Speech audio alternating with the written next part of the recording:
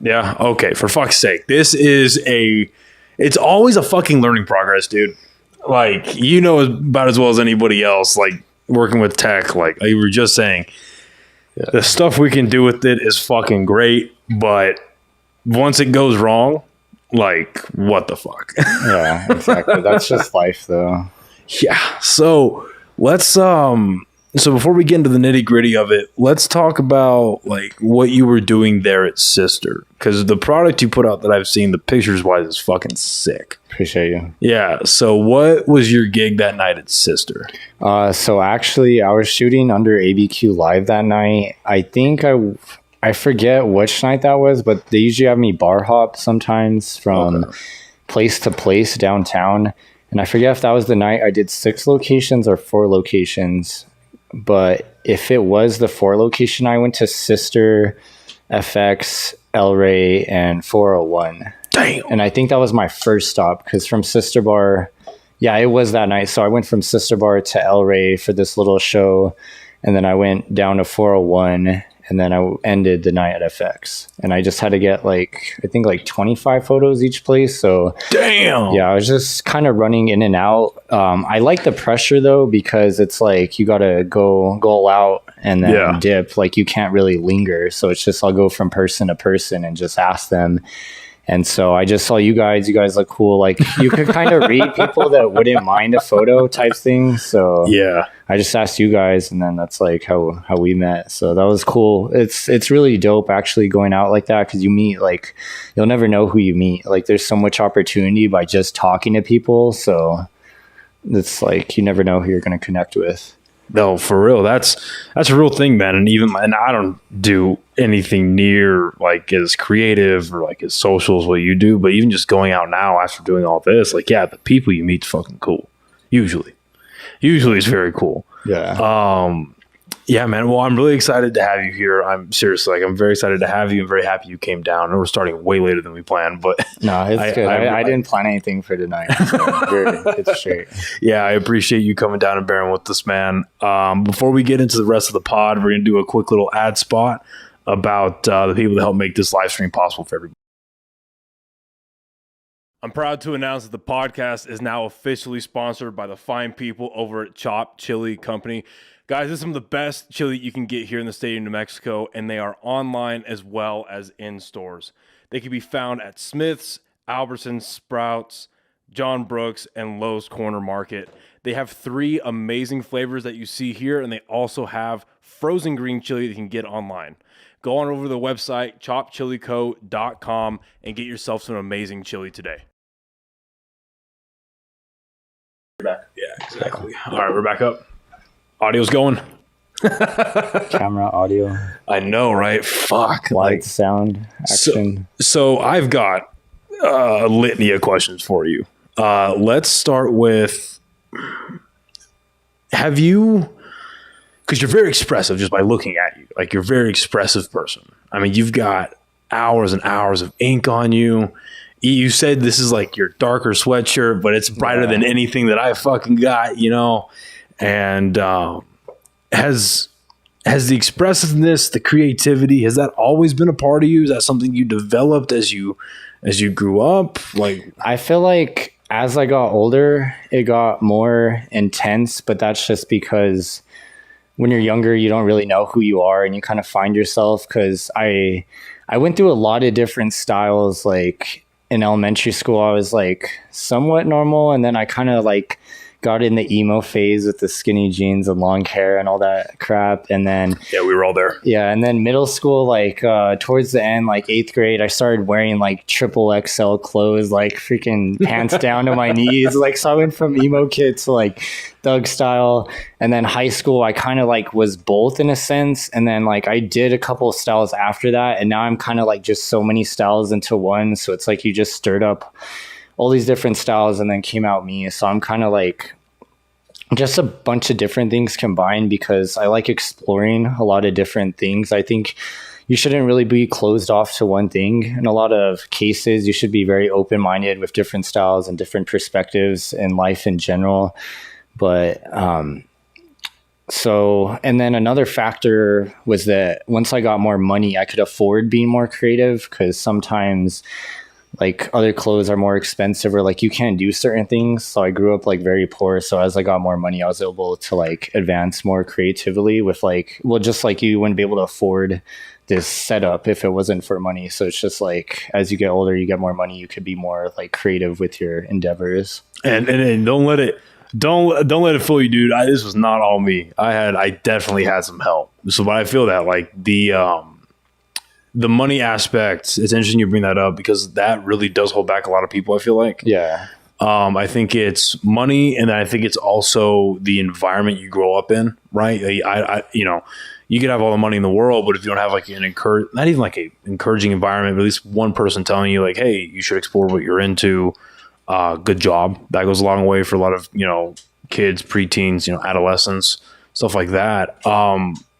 Where did you grow up? And did you grow up in an environment that kind of like harbored creativity, like supported you like in your growth? Or I definitely say big props to my mom. So it was just my whole life, we didn't really have family. It was me, my brother, and my mom growing up like all the time.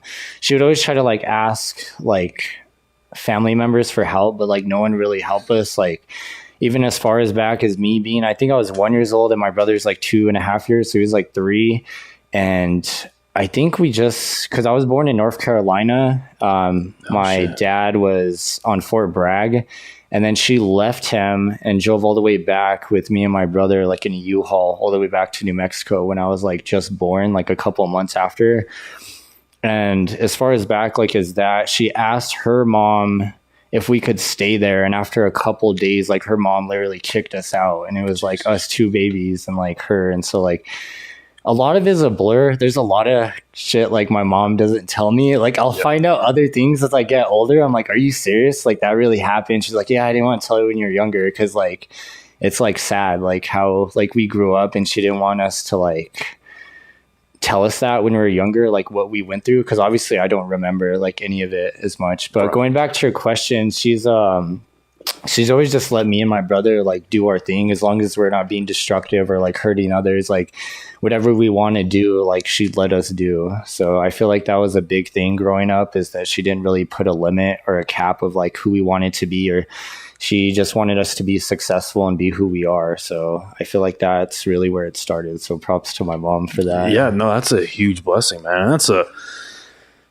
a resilient lady. Yeah. Fucking going from, military living to her mom's, and now into like completely just out on her own with you guys. Like that takes a whole other level of conviction, I guess. You know what I mean? Because just like today, like a lot of people just straight up abandon their kids, right? Yeah. And that's such a fucking crazy story. So you guys settled down, and do you settle down in Albuquerque? Yeah. So they were from Albuquerque before. It was just my father was like going from base to base. So being a military or army mom or wife, we would travel with them, but that's where I was born. And then my brother went through a lot more shit growing up, like his early ages of development, and she saw how that affected him. So then she didn't want to put me through the same hardships because the first like couple of years is a big development stages of your mindset. So she didn't want to put me through the same stuff my brother did while being with my father. So then that's why like after like a month or 2 after I got born, she like left him, because she wanted like a better upbringing for me versus my brother. But we were originally from Albuquerque, and then we came back to Albuquerque, and I don't remember much after that or off the top of my head what she's told me, but growing up like through elementary school, middle school, high school, we would always be bouncing from like apartment to apartment. Like I remember in 1 year we lived in like 5 different places, because we just kept getting convicted and like jumping from place to place, just trying to make ends meet. And then in freshman year was like, I'm probably jumping too ahead of myself. It's just like, it's along those lines of living, because we were homeless like when I was freshman, and it was like for like 6 months, I believe. Like my whole freshman year was like really screwed, but that's just like a part of it. And then I don't want to jump too ahead of myself, but it's just always been hard, like living situations with us. I mean, it's way better now. I kind of blame me and my brother though, because we were like delinquents and we'd get expelled from school as far back as like middle school and stuff, getting expelled and stuff. So we're really big troublemakers. So we would stress the hell out of my mom like 24/7. Yeah. So it's kind of our fault too, just being those type of kids. But it's a blessing though, going through all that, because I got it out of the way. Like, I feel like everybody has their kind of like crazy phases in life. So growing up, I was like a really, really bad kid. So then as I matured like way more faster and like got my shit together way early on, because I already went through all the BS like as a kid. So it helped me like mature and just grow as an individual so much more faster than like an individual with like an easy upbringing and like didn't have to go through hardships early on. Because if you grow up, you move out, you're going to have hardships, like no matter what, being on your own. So like having to develop like that dog mentality from like an early age on, I was able to set myself up for success. Like even now, every day is like a further step closer to my dreams because of all the hardships like I endeavor every single like day. So I would agree with that. And you know, it's good that you bring that up, because that's what I was kind of thinking as you were saying, well, we stressed our mom out. We were kind of delinquents. And, you know, again, just in the context that you've told me, you know, looking back on that in retrospect, do you see that now as, we were bad kids, we were delinquents? Or do you see that as like, we were 13, 14 years old. No. All we knew was survival mode 24/7, it sounds like. And you know, you get kids that have grown up in an environment like that, you stick them in a traditional education system, they don't give a fuck what happened in 1492. They're trying to figure out what we're doing for dinner tonight. Yeah, they're trying to figure out how are we going to pack up our shit and bounce because we've got 2 weeks to go. Like, they're worried about the now. They're worried about like how, like, what is most important to my living situation. And because I never, you know, I never personally went through anything like that, but I just remember being as a kid in high school, not concerned about what's like the benefit that I can get out of going to school in that moment. I would never have that foresight back then. It was just, okay, how can I get enough grades just to get through the year? I don't really care what the ripple effects are going to be. And I didn't have that extra, you know, all that's going on. I wouldn't even say in the back of your head, in the forefront of your mind. It's like, hey, we have bigger issues right now than Algebra 2. Yeah. What the fuck is going on? So when you're already like revving your RPMs at like 4,000, 5,000, then a teacher gives you some shit, kids at school give you some shit, someone might take a right hook. I'm sorry. Like, you know what I mean? Do you feel like it's a little bit of that? In a sense, school was easy. Actually, I made really good grades if I went to school, because a lot of times I would be ditching, or like I ran away freshman year for a while too. So that like really threw me behind. But when I was in school, like, it's easy. Everything's in the textbook. Just listen to the teacher. It's really not that hard. Like, people just make it hard because of the distractions. That's a fact. Because I feel like high school is just like a big like drama show, like who's cooler, who's doing that one with TikTok too. All these kids like stealing toilets and like freaking soap dispensers. Because okay, this motherfucker is the reason why I'm on TikTok. And people listen to the pod for a while. They know this. David is the reason why he bullied me into getting on TikTok for this fucking podcast. And one of the first things that I saw was like the lasting remnants of that trend. It was challenge. Called Devious Deed or something. Yeah, well, crap like motherfuckers were stealing toilets. They were stealing water fountains. They were stealing, like, one kid stole a projector out of their high school. It's ridiculous. It's like, bro.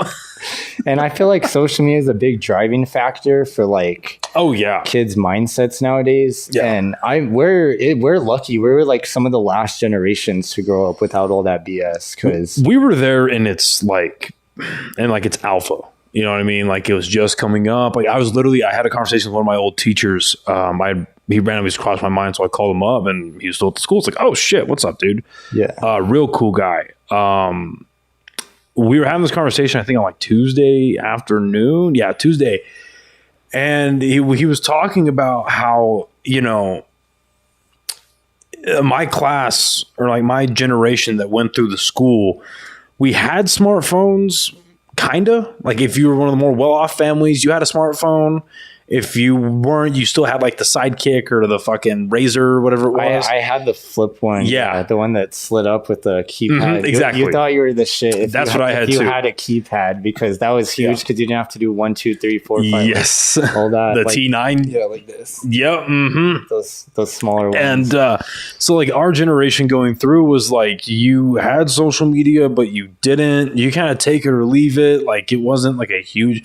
Your big distraction in class was still talking to other students. Yeah. That was your distraction, was fucking with each other. You know, who can get in trouble, like get the other one in trouble first and shit like that. Like that was your distraction. But nowadays he's like, yeah, you know, when you guys were coming through, my big challenge in the beginning of the class is getting y'all to shut the fuck up.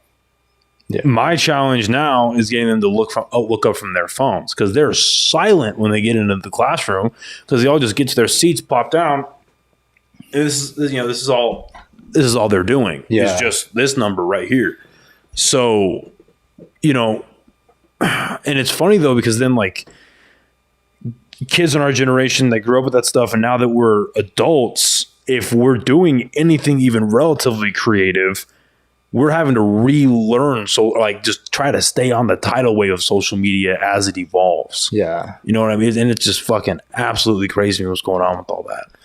I mean, get into that later if you want, because that's just, it blows my fucking mind. But anyway. No, I totally feel that. So you're growing up, you're actually getting good grades. Let's dig in a little bit for that freshman year of high school when you ended up running away.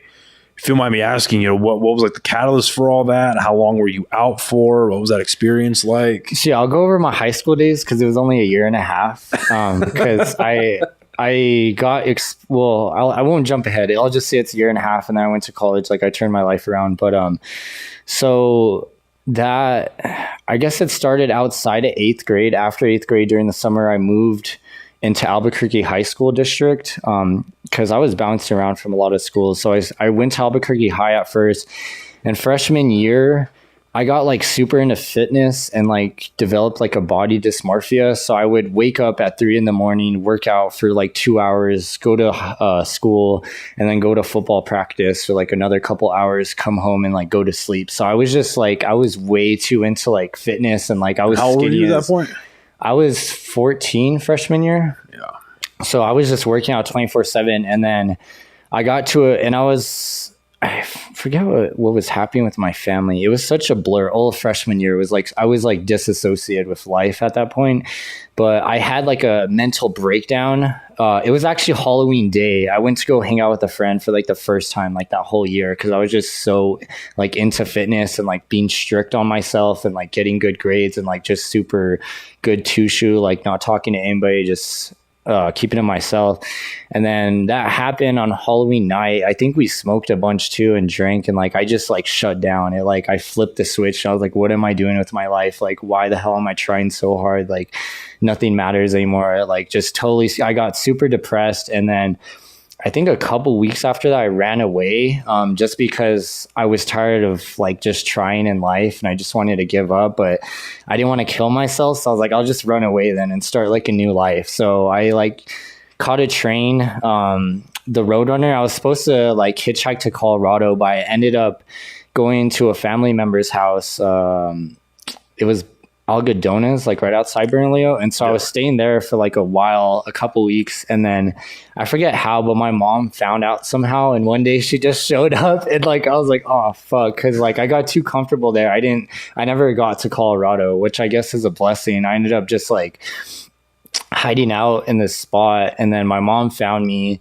and then I went back with her, but I didn't go back to school. I would just like smoke all day and just sit in my room, just I don't even remember what I would do. I just know I would like be at home smoking, and I was just super disassociated with life, and I wouldn't go to school or anything. Like I wouldn't do anything she said. I was just laying in bed like 24/7, just super effed up in my head. And then my brother was on probation, and so she took me to my brother's probation officer to try to find me help.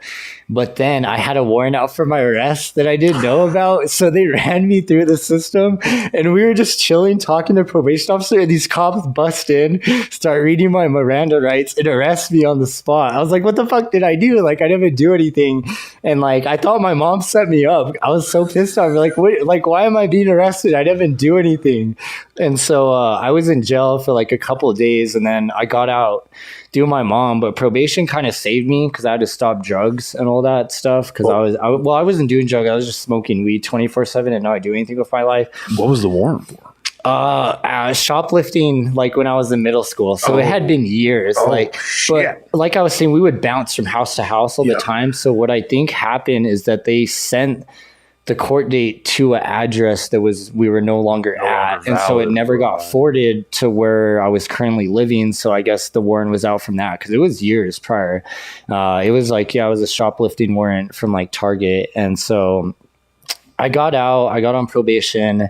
I had to go back to school, obviously, because I was on probation and everything. But then I started like cutting really bad. Like I have a lot of scars now. You can't really see it because of all my tattoos. Like I tatted all over them. But that's like when I started cutting. And then after, I think I was okay the rest of the year. I was just super depressed. But then how old are you at this point? 14 still. So around the winter time, I think we got homeless because I remember, it was after I came back from running away. We ended up being homeless for like almost the rest of the freshman year. And then that summer we finally found like a place because we're like in and out of homeless shelter. It was like for women's and kids. That's where I was at most of the time. And then that summer we finally found an apartment.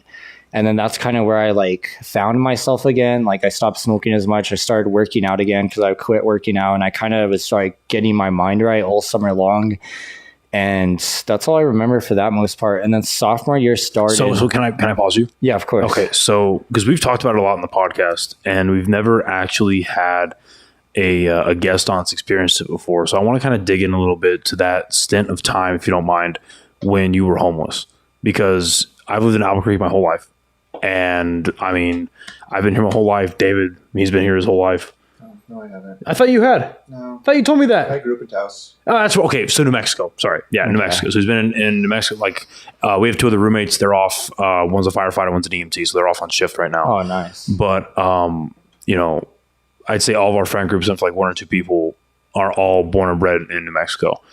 And, you know, now that we're getting into our mid to late 20s, certainly post-COVID, we're watching this homeless problem, whether you're in Albuquerque, Santa Fe, like it does not matter where you are. And it's starting to affect the smaller towns like Taos, Roswell, Espanola, Artesia. You know, it's spreading like crazy. So if you don't mind, I kind of want to dig into that a little bit, like your experience, because thankfully it wasn't a very long one. It wasn't short. But it wasn't like years and years and decades, like unfortunately, like a lot of people that do end up homeless.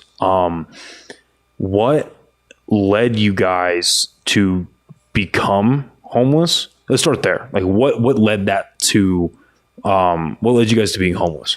So basically, it was because like all freshman year, my brother was like on probation. I believe that was like the start of it because it was before I even got into the school year.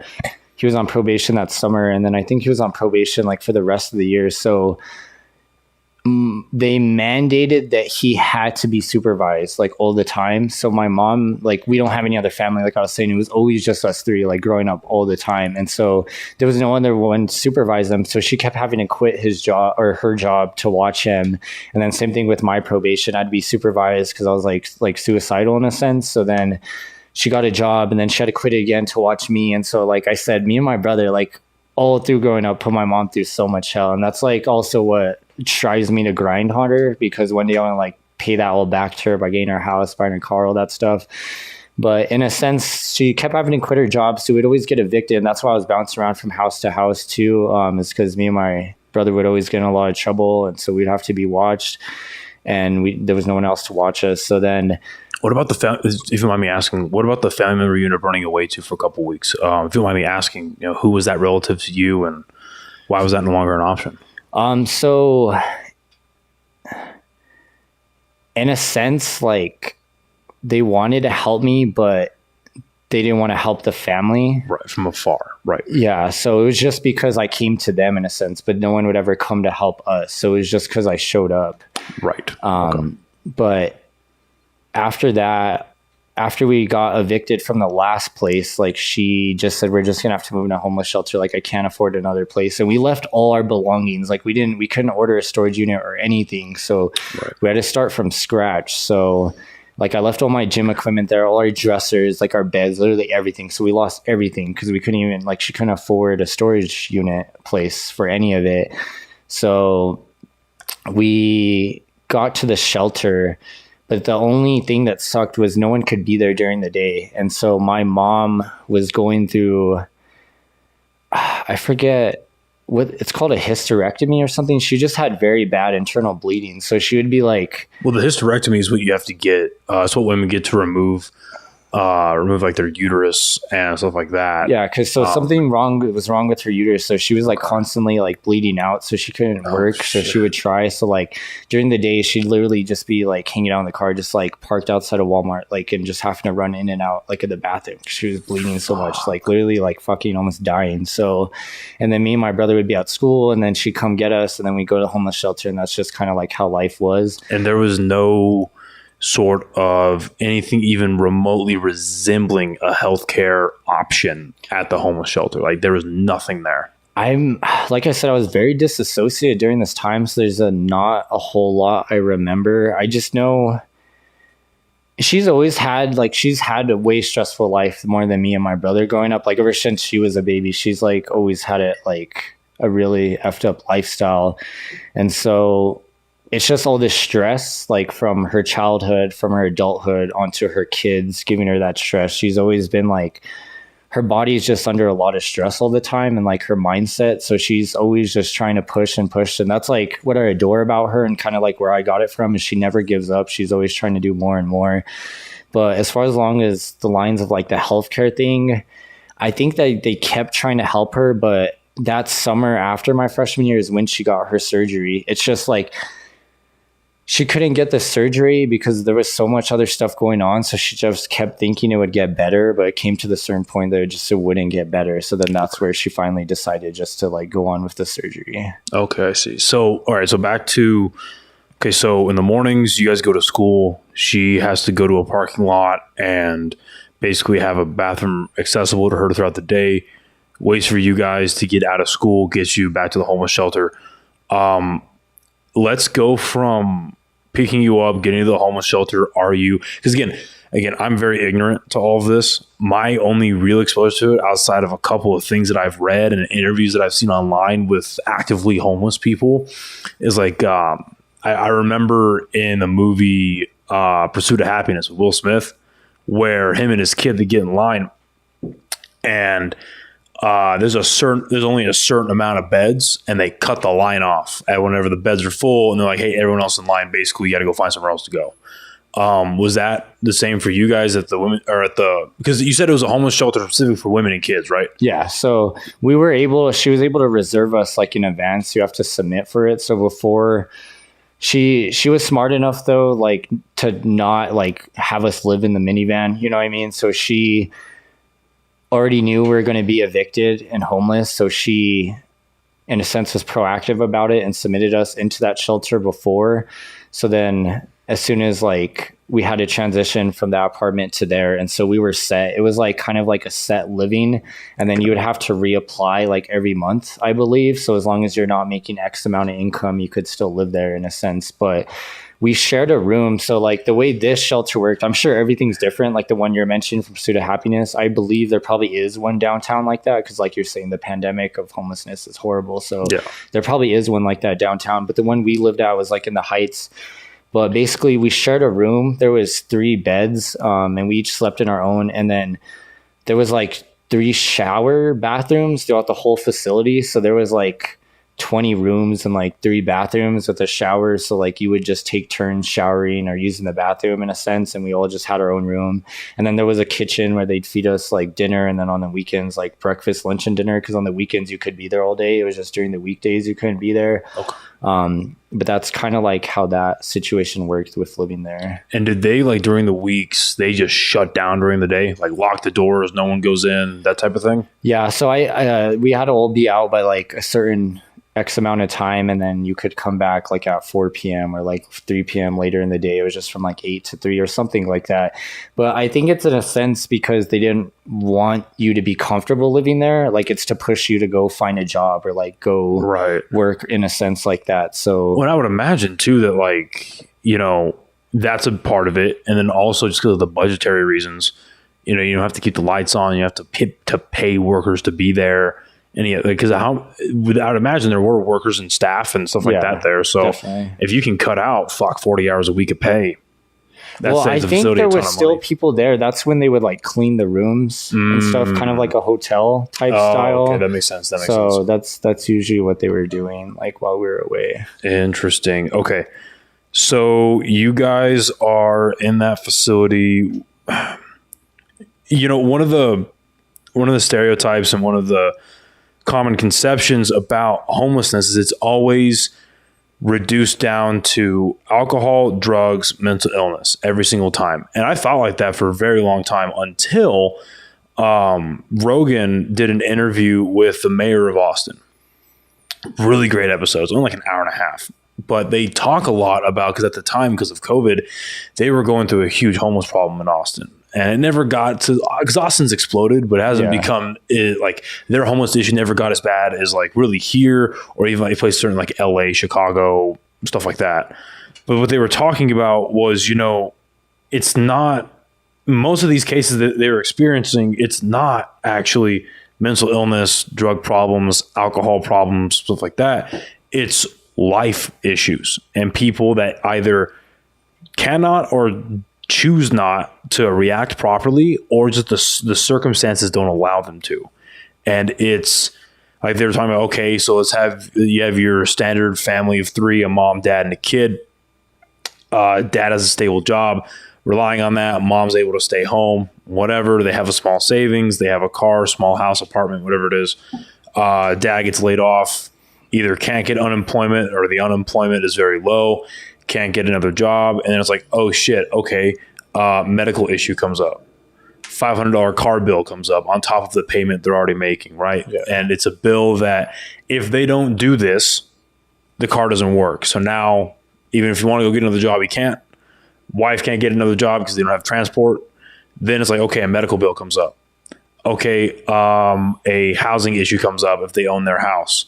Now, because there's no income, can't afford to pay any of those bills. Now they start like triaging those problems. It's like, all right, are we going to pay a medical bill? Are we going to pay a housing bill? Are we going to pay the car bill? But no matter what they decide, one of them they're going to end up losing one of those things. Exactly. And then, because frankly, this is the world we live in,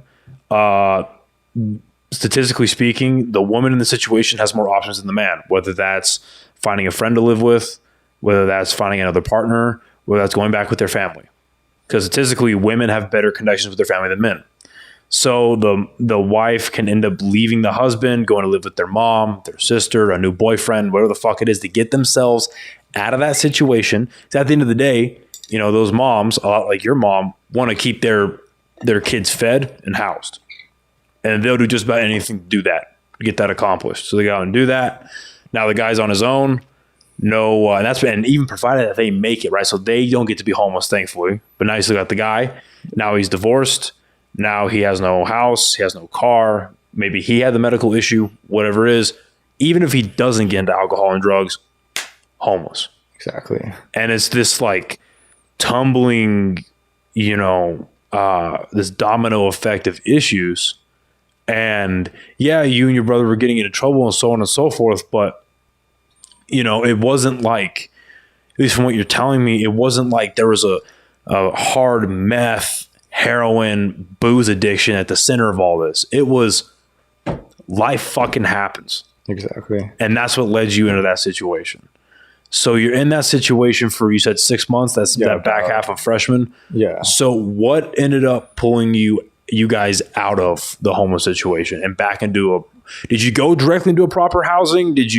What ended up happening? So actually, it was kind of a blessing that I was on probation, because my probation officer like helped us get a new place and get awesome. Like furniture and stuff, because She was my brother's probation officer before, and then she was my probation officer. So we were like close with her in that sense. And she knew just like all the crap we were going through, and that me and my brother weren't really like bad people. We're living in a messed up situation. Yeah. And so she was very understanding with that. And then so she helped us, like, I think we're on Section 8 or one of those housing things. And yeah, I think it's called Section 8. And then we ended up moving like on the west side. And so to continue on with my story, so I got my stuff together. I was doing good. My brother was doing good. And then sophomore year happened, and we got into drug dealing, me and my brother. And so... What led you into that? Before we go any further, what led you into getting into that? So we would sell in middle school, and then when we moved freshman year, like my brother was going through all his crap, and like it was more of like me and him doing it. So I stopped because he stopped, and he kind of like went on a wild tangent where he was like never home and partying all the time, and just like, actually I think he got expelled freshman year too. So he was the first one to get expelled because he was just...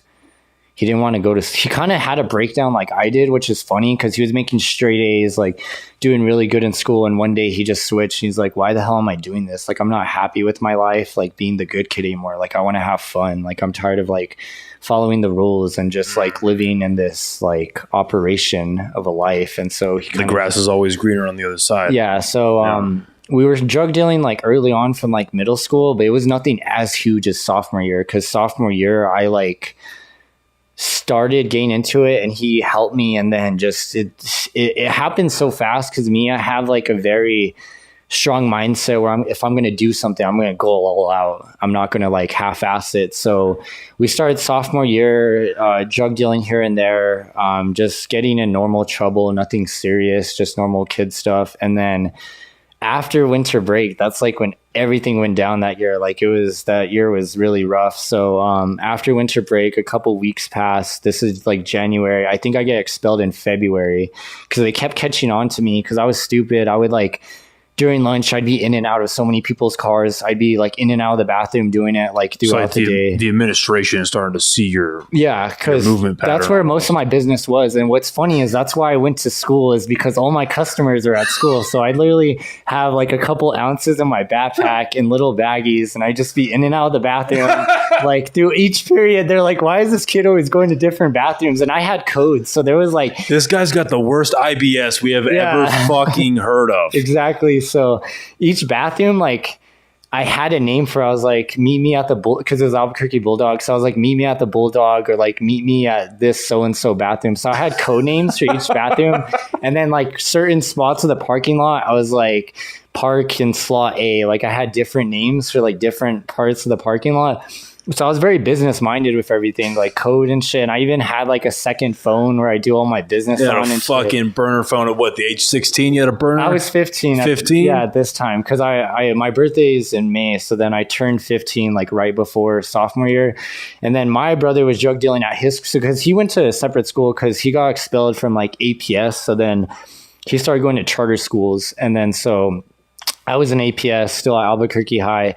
But I was just going so all out on it, and then they caught along, and then they expelled me February. It was either at the beginning of February or the end of January. So they expelled me, and then I on the grounds of drug dealing and stuff. Yeah. Okay. So, but they never found it, like, because I was always late. I was tardy all the time, and I was ditching school. So, like, in a sense, I blame it on drug dealing because that influenced a lot of why all that was going down, but they never actually caught me. So I was never charged. It's on paper it was your attendance, but what was hindering your attendance was the dealing. Yeah, exactly. Right. Okay. So, cause they always tried catching me, but like I low key like had it in my underwear and stuff, or like I would have weird stash spots and stuff like in my backpack where they couldn't find it.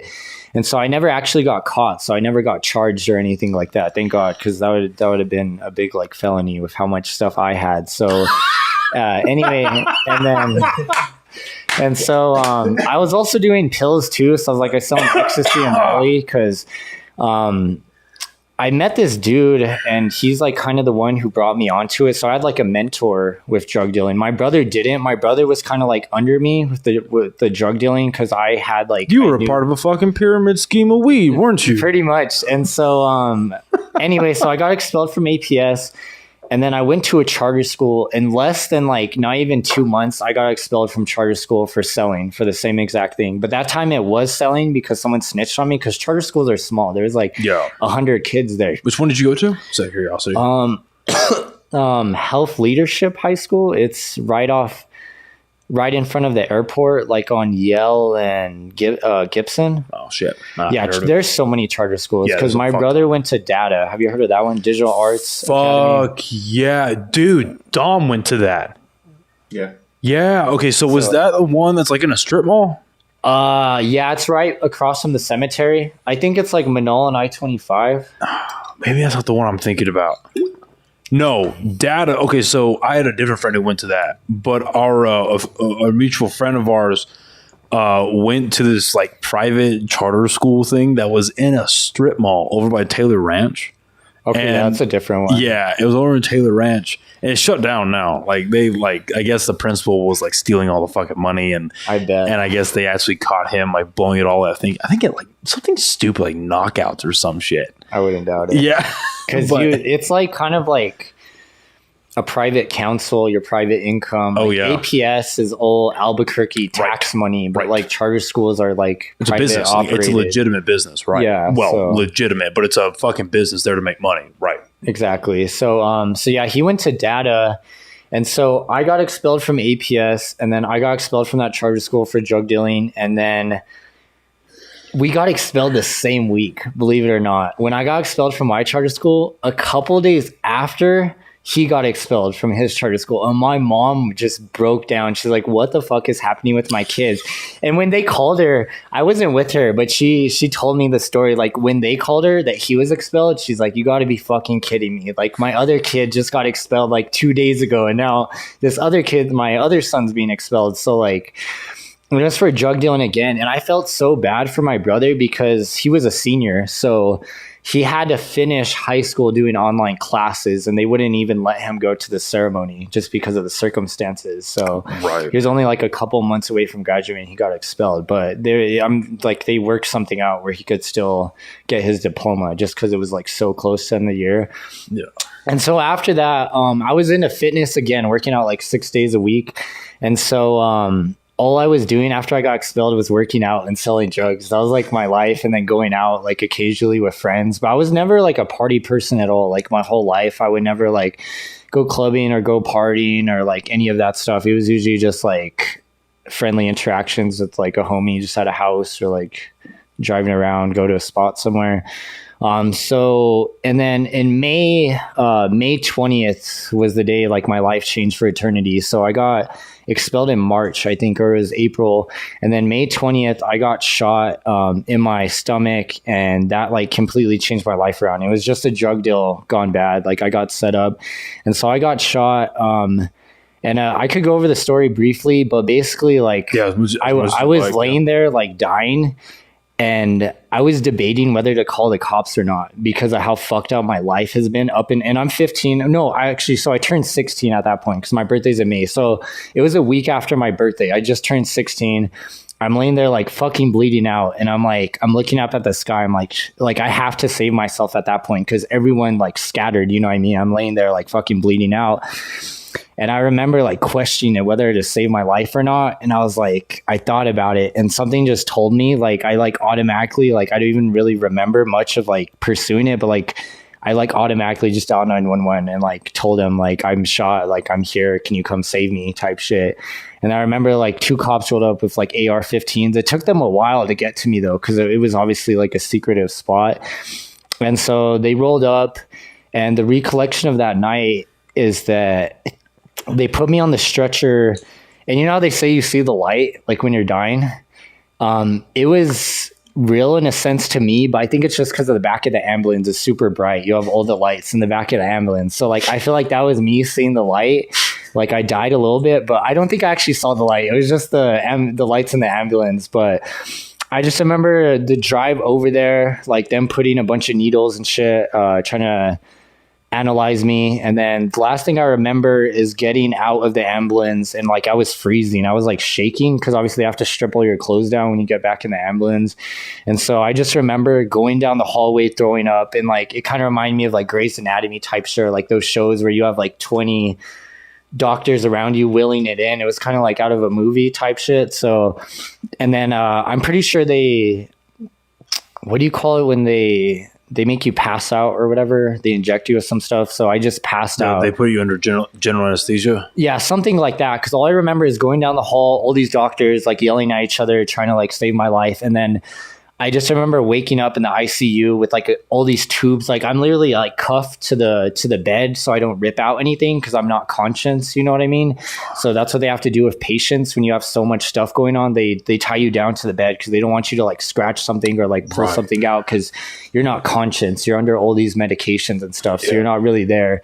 But I remember waking up and just looking around and seeing all this shit. But the only things I really remember while I was in the ICU, because I was in there for like 7 days, and then I was in.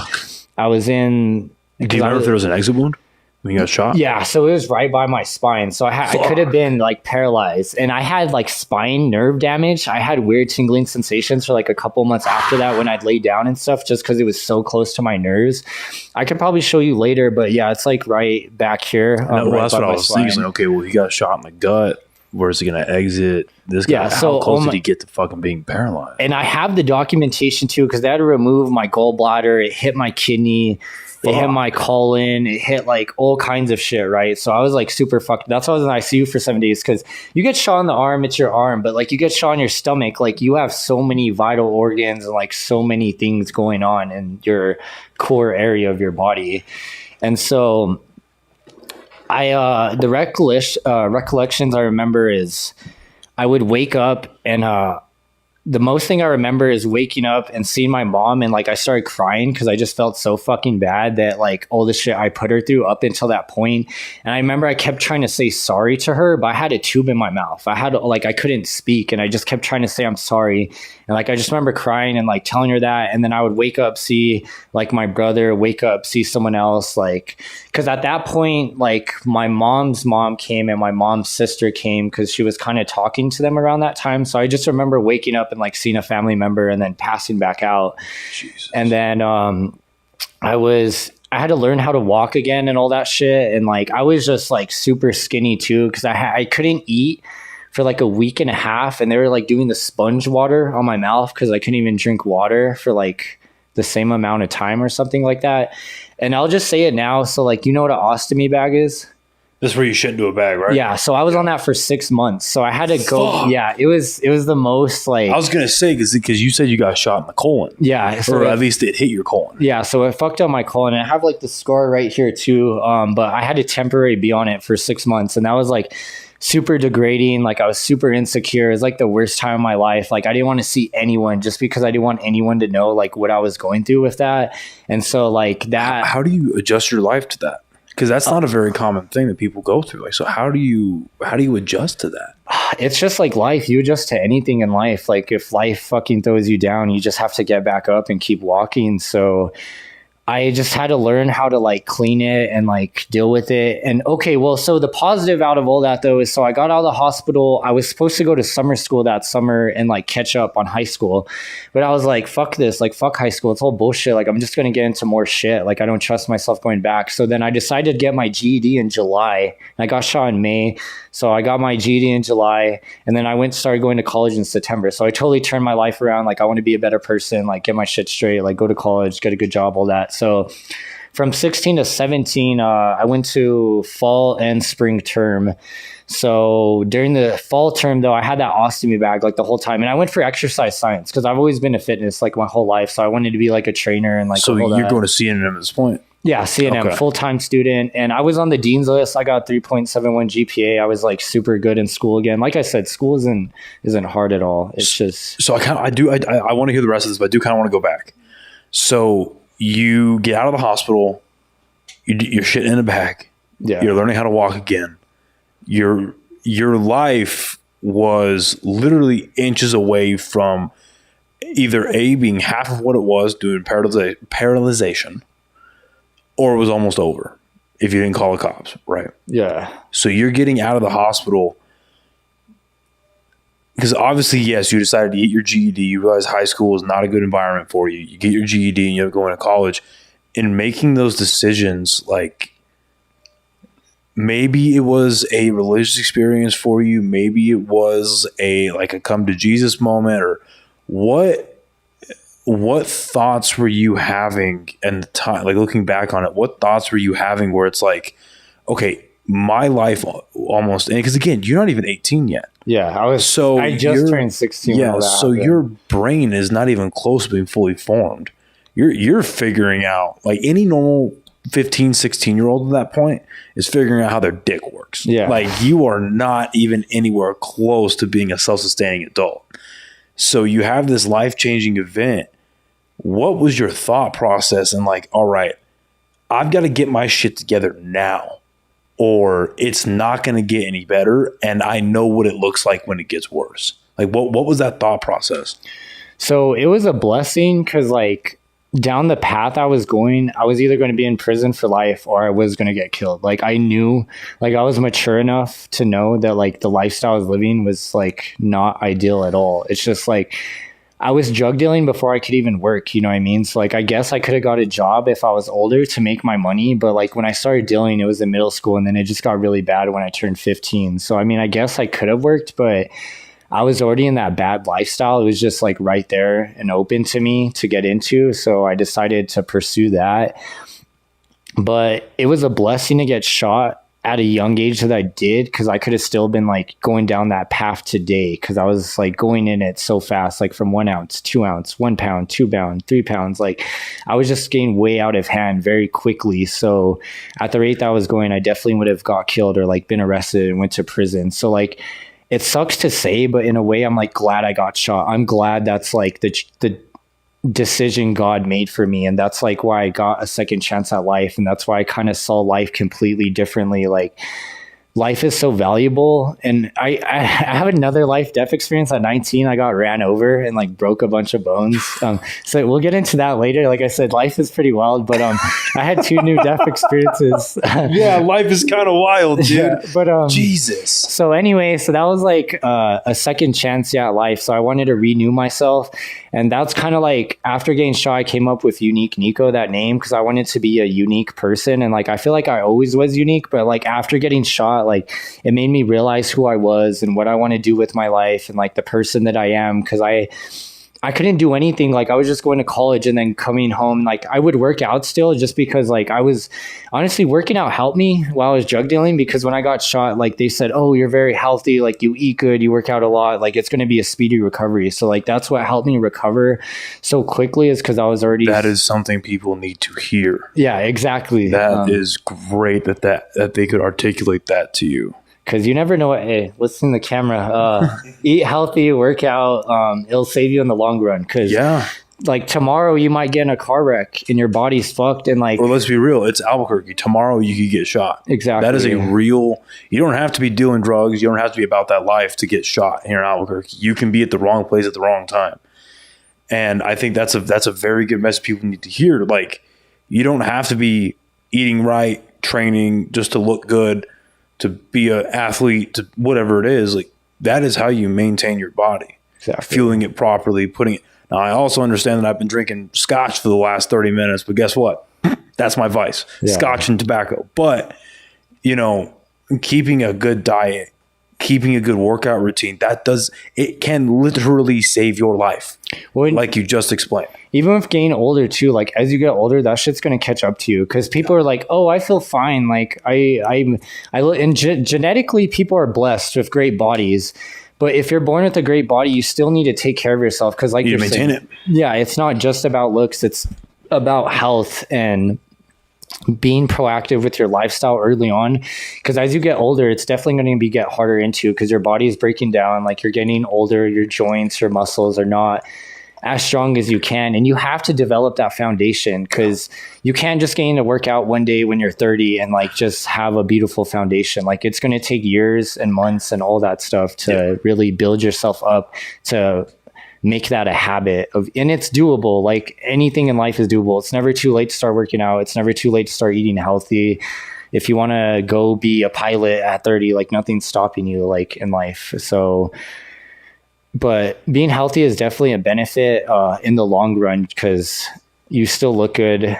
You're still going to need to be healthy, whether you're 12 years old or you're 50 years old. So before we get into you end up getting a GED and you get into college, you mentioned a little bit, excuse me, you mentioned that, and it's not surprising, but that you started out small and you begin dealing more and more and more and more. What was your first experience dealing like? Just baby stuff, like just selling to friends and stuff, like nothing serious. And then it wasn't until I met my mentor. I met him, which is funny, at Albuquerque High. He was like 26. He was like 10 years older than me, I think. He was there because he does graffiti, and he was talking to an art teacher there, and he just said what's up to me and asked if I sold weed, but he was really initiating me under his belt. So he was seeing if I sold weed. So I sold him weed, acting like he was a customer, and then we got cool, and then he started telling me that he was actually a big drug dealer. And so then that's where he started mentoring me and like showing me like how to sell drugs and how to do this and that. And so he kindly got me into that. And it's funny, I still run into him to this day. Like we're still cool. I still have his number and everything. Actually, I ran into him like at Electric Playhouse like the other day.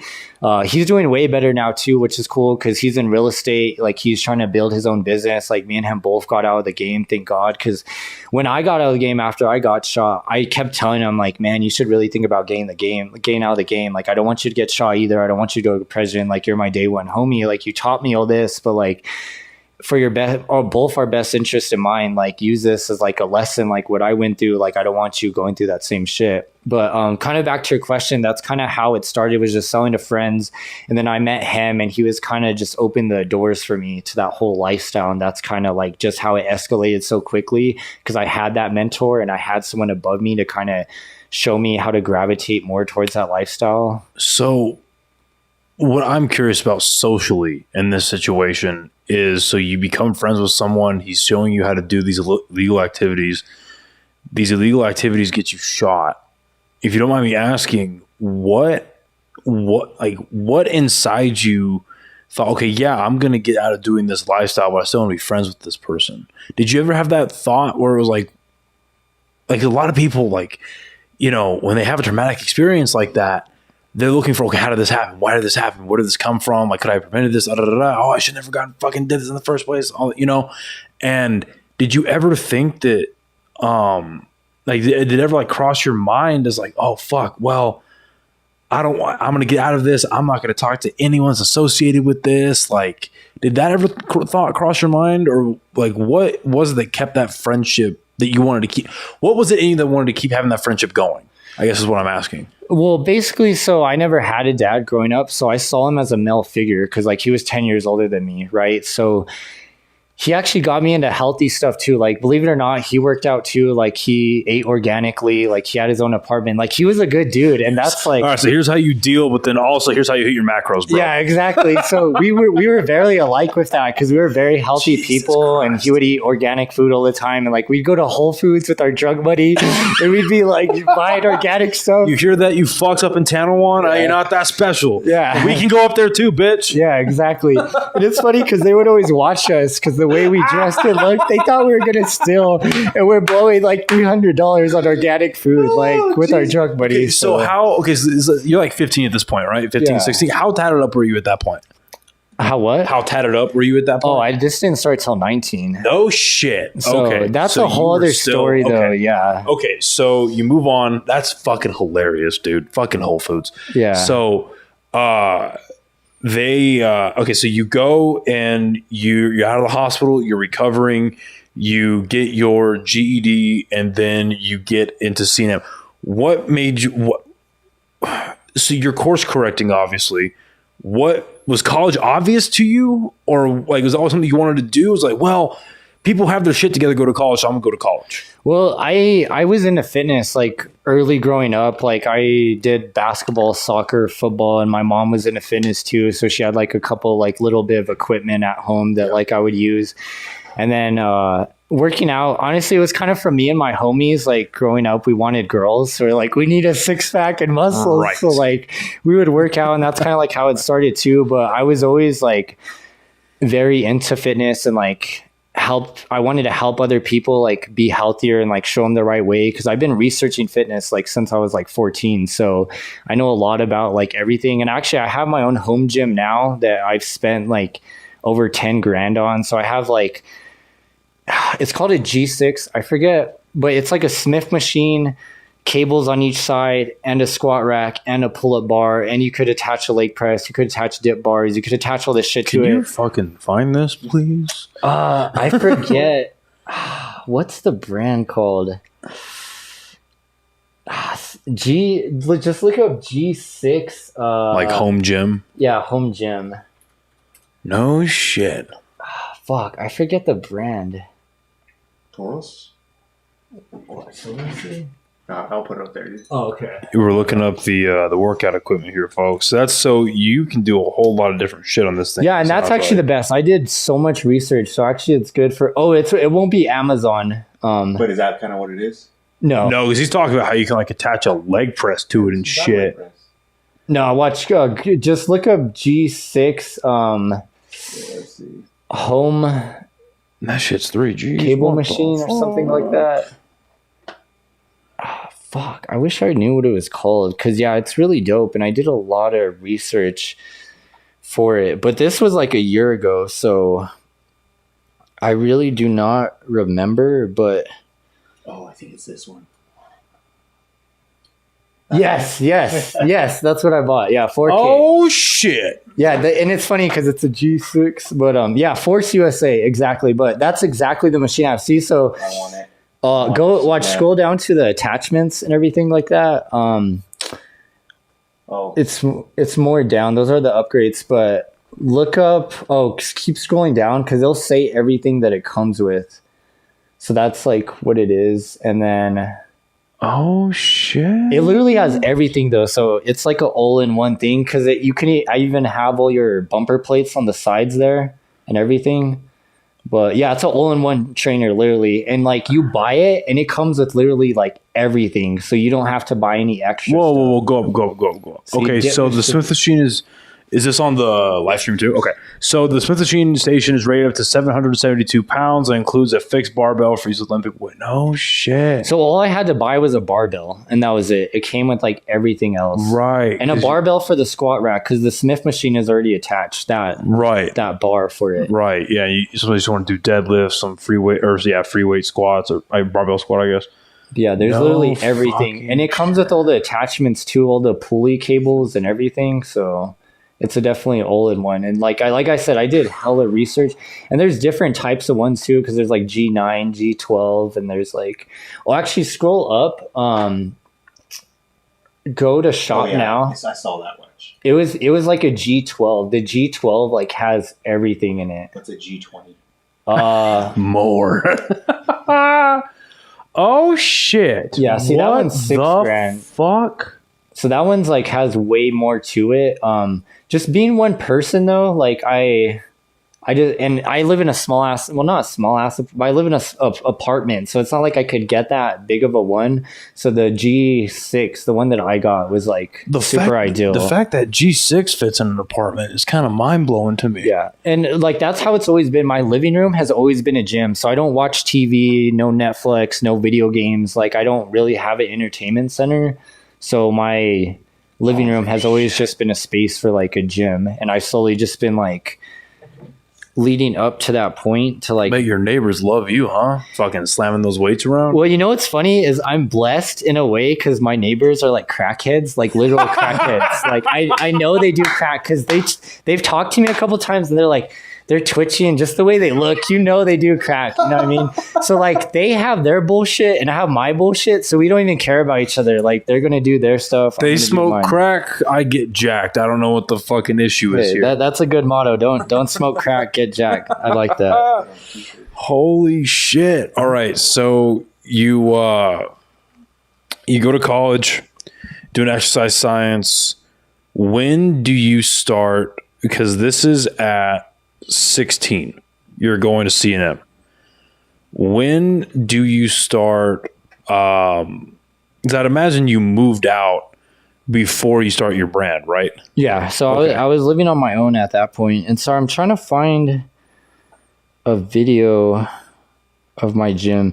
This is literally how it shipped okay. So that is the space, but they literally shipped it like that's the machine. I had to build it.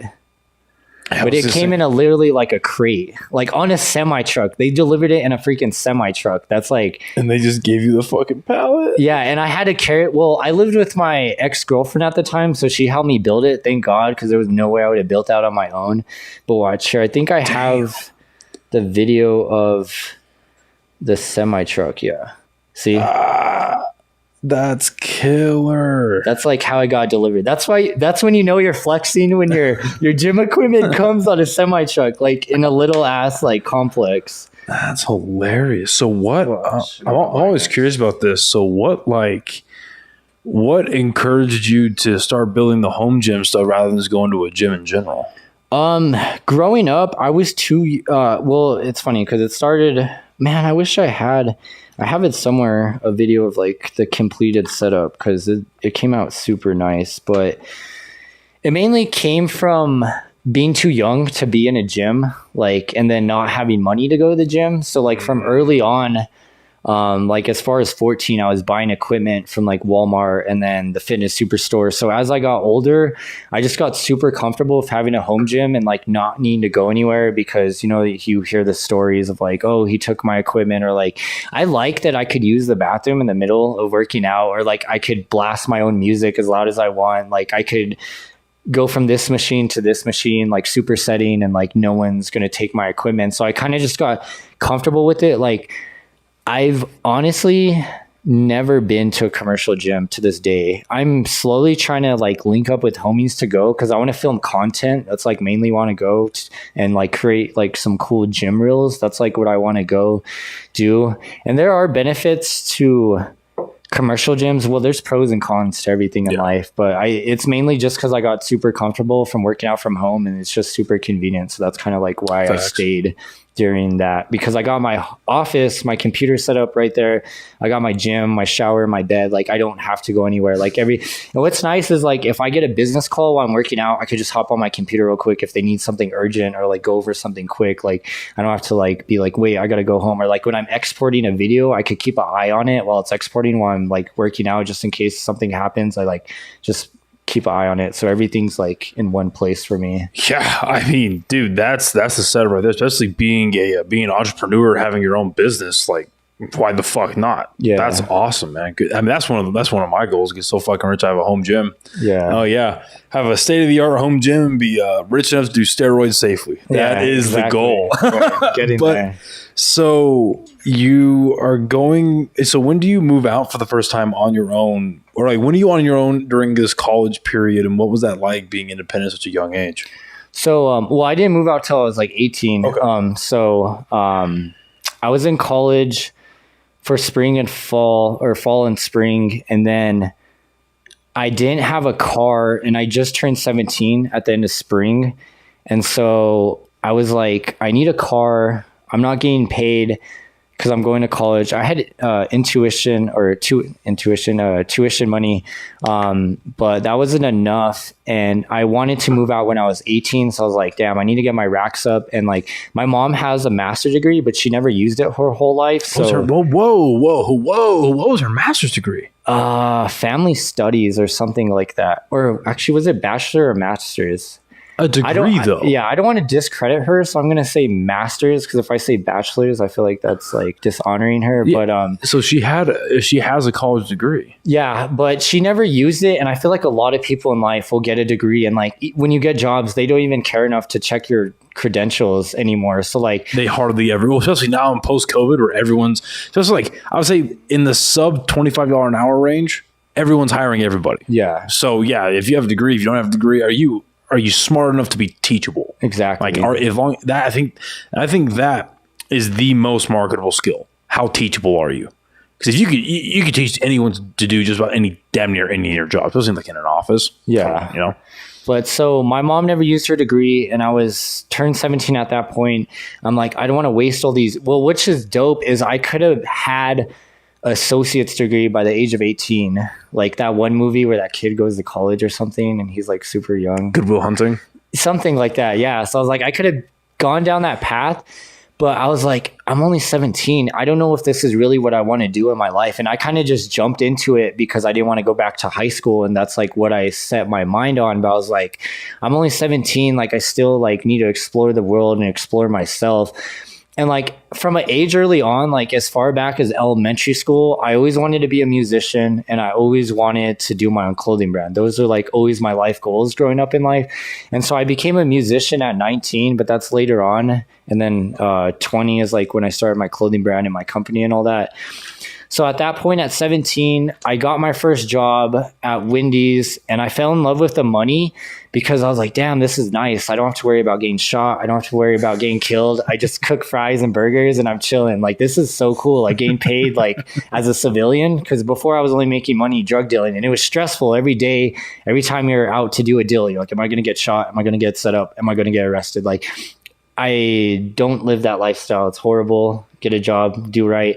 But so I got a job at Wendy's and then I started working at Domino's and I started working at Blake. So I was working 3 jobs for almost a year, just like basically balling out at a smaller scale because that's all I could get. Because I tried like bigger box retail stores like Sears, like mall jobs, but no one would hire me because I didn't have experience. It was like, well, how do I get experience if you guys won't freaking hire me? So fast food, they don't give a shit if you don't have experience. So then that I hated fast food, but I just had to start somewhere making money and building my resume. So all through 17, pretty much, I was working 3 jobs.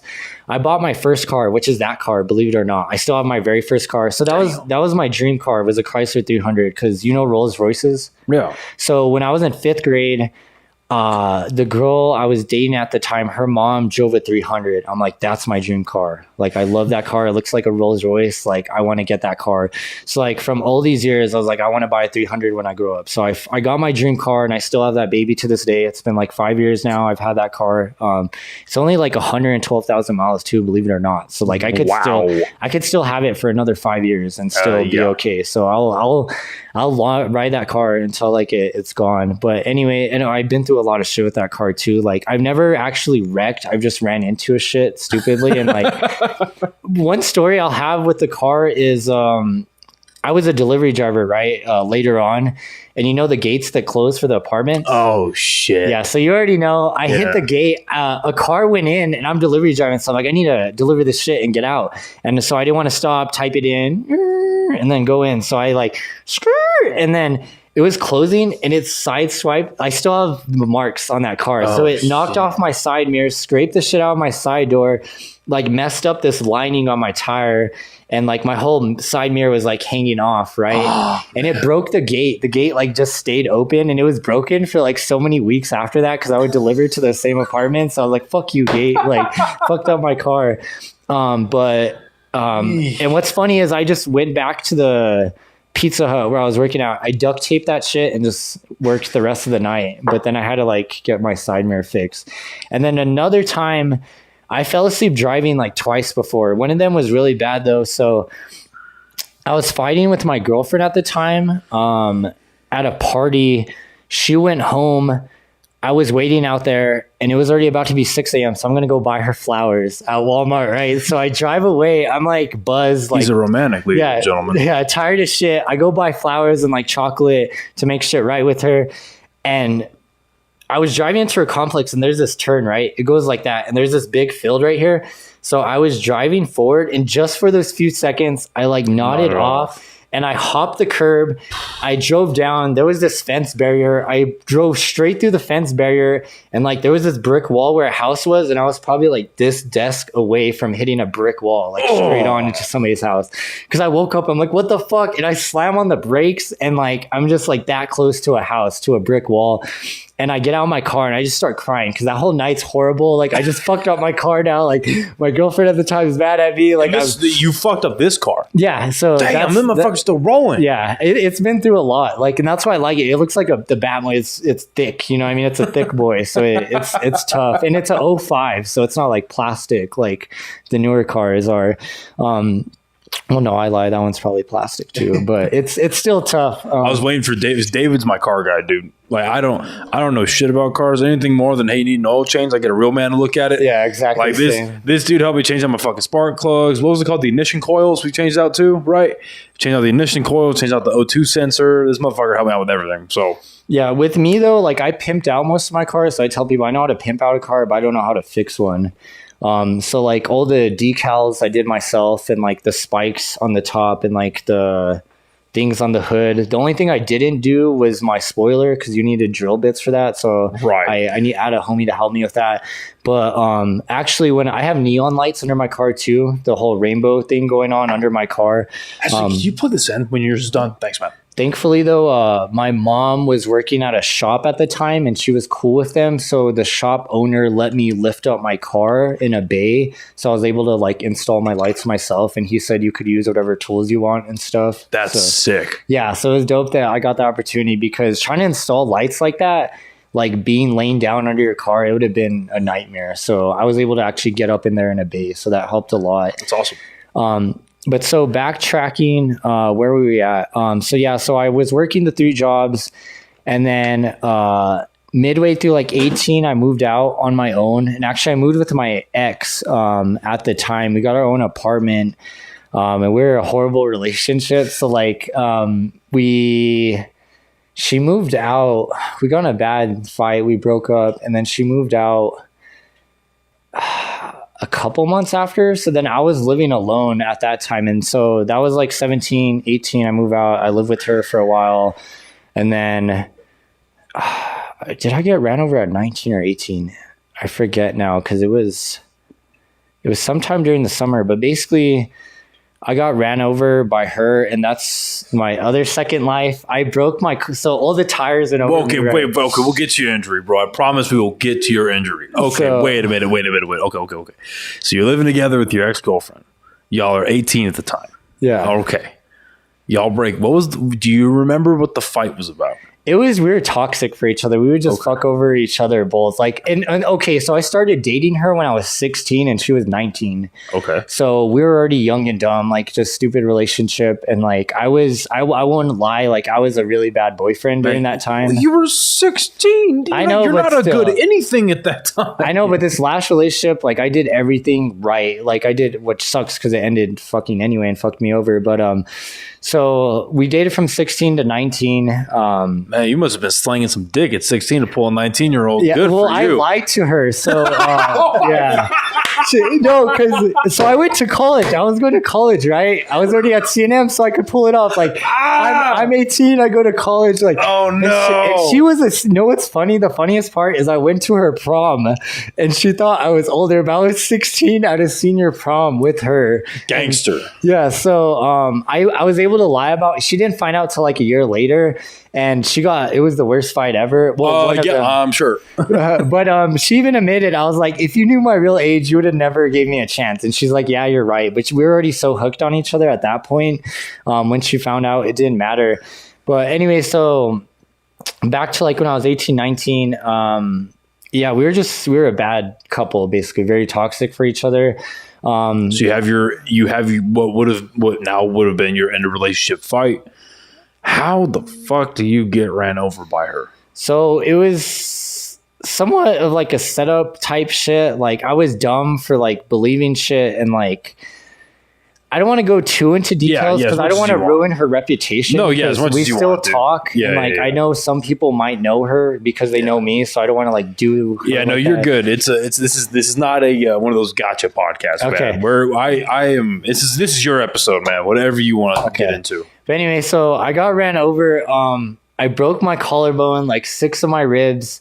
I had like road rashes. Like my whole arm right here was like scratched off. Obviously, like I said, you can't see any of my scars. I'm tattooed, but well, fuck, like, dude. The fact you got such bright ink over what got fucked up. You got a Well, good artist. I have tattoos too. Like, see, so this is where I got cut open right here, and this is like where I had my ostomy bag. So, Damn.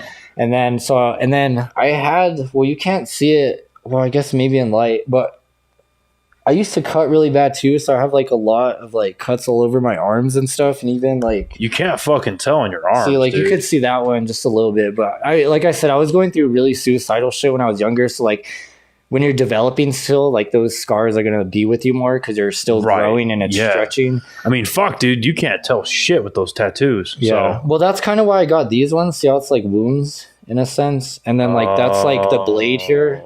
See it kind of like the cutting. See the crying dripping down to the broken heart. Oh, and actually it's funny. So I got my blood drawn earlier today. Life is just crazy in general. I passed out earlier when I was getting my blood drawn earlier. I was about to ask you, my brain, I'm not going to lie to you, my brain's going to go a real stupid question. I was going to ask you if that fucking Band-Aid was real or not, bro. No, it is. So I could take it off now because it doesn't matter. But so last night I didn't sleep at all. There's a trash can right underneath if you want to. Yeah, you're good.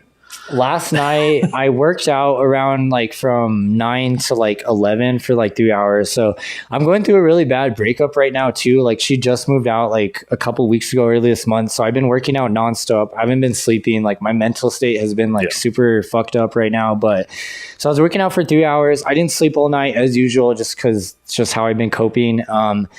And so I didn't go to sleep at all. My appointment was in the morning, and I was doing my annual exam where I get all my sugar levels, testing, like everything overall. And so I was getting my blood drawn, and they have to do like 5 tubes. They're like that long, yeah, right? it fucking sucks. And so I never passed out from getting my blood drawn before. It's just I was so sleepless, and I had just worked out, and I haven't been eating enough at all. I've been working out way too much, just like I said, coping through this breakup. Like I'm just in a bad state right now. And so they were drawing the 1 tube, 2 tube. By the 3 tube, I was like, I don't feel good. And then like she's like, oh shit. And so she took it out right away, and I fell forward, and she like caught me, and I was laying on the floor, like just like passing out. And so like the doctor came in, they're like, is he okay? Is he okay? And I'm like, my face is pale as shit. Like I'm super out of it. That's the fucking worst. Yeah, my stomach is like cramping, and like I thought that was eternity. Like I literally felt like I was dying. I was like, what's going on? And they tried giving me water and like some shake thing, like an Ensure. And what snapped me out of it is ammonia that they do at the gym where you sniff that weird shit. The smelling salts. Yeah, right. And it pumps you up. So he did that. So I was out of it. They gave you the fucking smelling salts to wake your ass back up. Yeah, so he put it on my nose, and I was like, what the fuck was that? And so I bounced out of it. I snapped out of it though. And I was like, oh shit, like what are you doing to me? And he's like, I'm trying to save you. Like, and he was like pushing on my chest. I'm like, what are you doing? Like, stop bullying me. I was like so out of it. I was like, why are you harassing me, dude? Like I didn't know what was going on. I was like still unconscious, and he was like pressing on my chest and doing this weird shit. I'm like, stop touching me, dude. Like, what are you doing? And so he gave me that salt, and I just snapped out of it, and I was straight. But that was earlier today. And then that's like I went home and like took a nap, and then that's when I came here. So that was like just today though. Jesus, mother of God. Okay.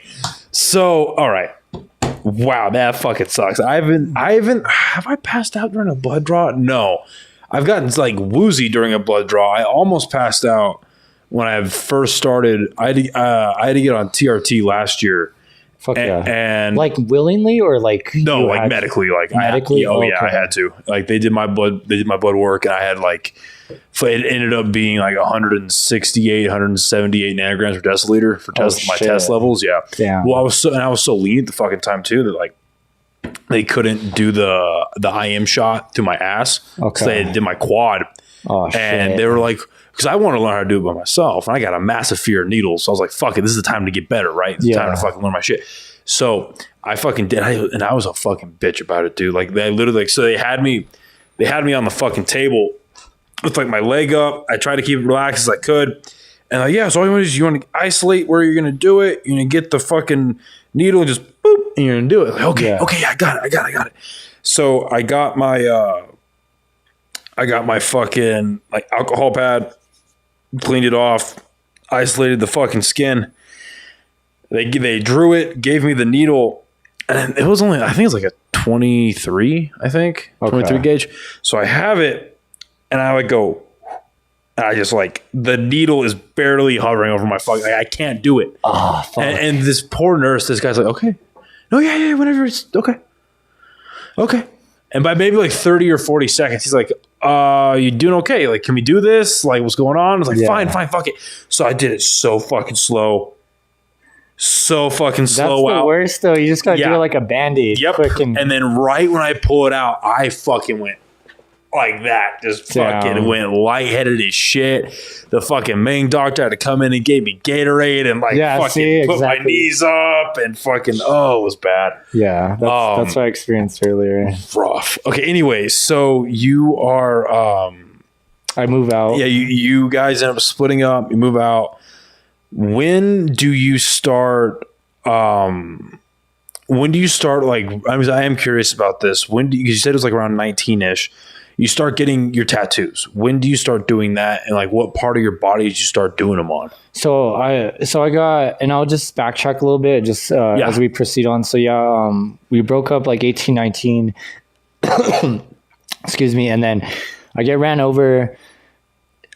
She's moved out at that point. The thing that sucks is I have a broken collarbone, I have broken ribs, and I live alone at this point, right? So I'm like in just like I always get in these depressed states, like, and actually what's going on now. So I'm like all fucked up. I live alone.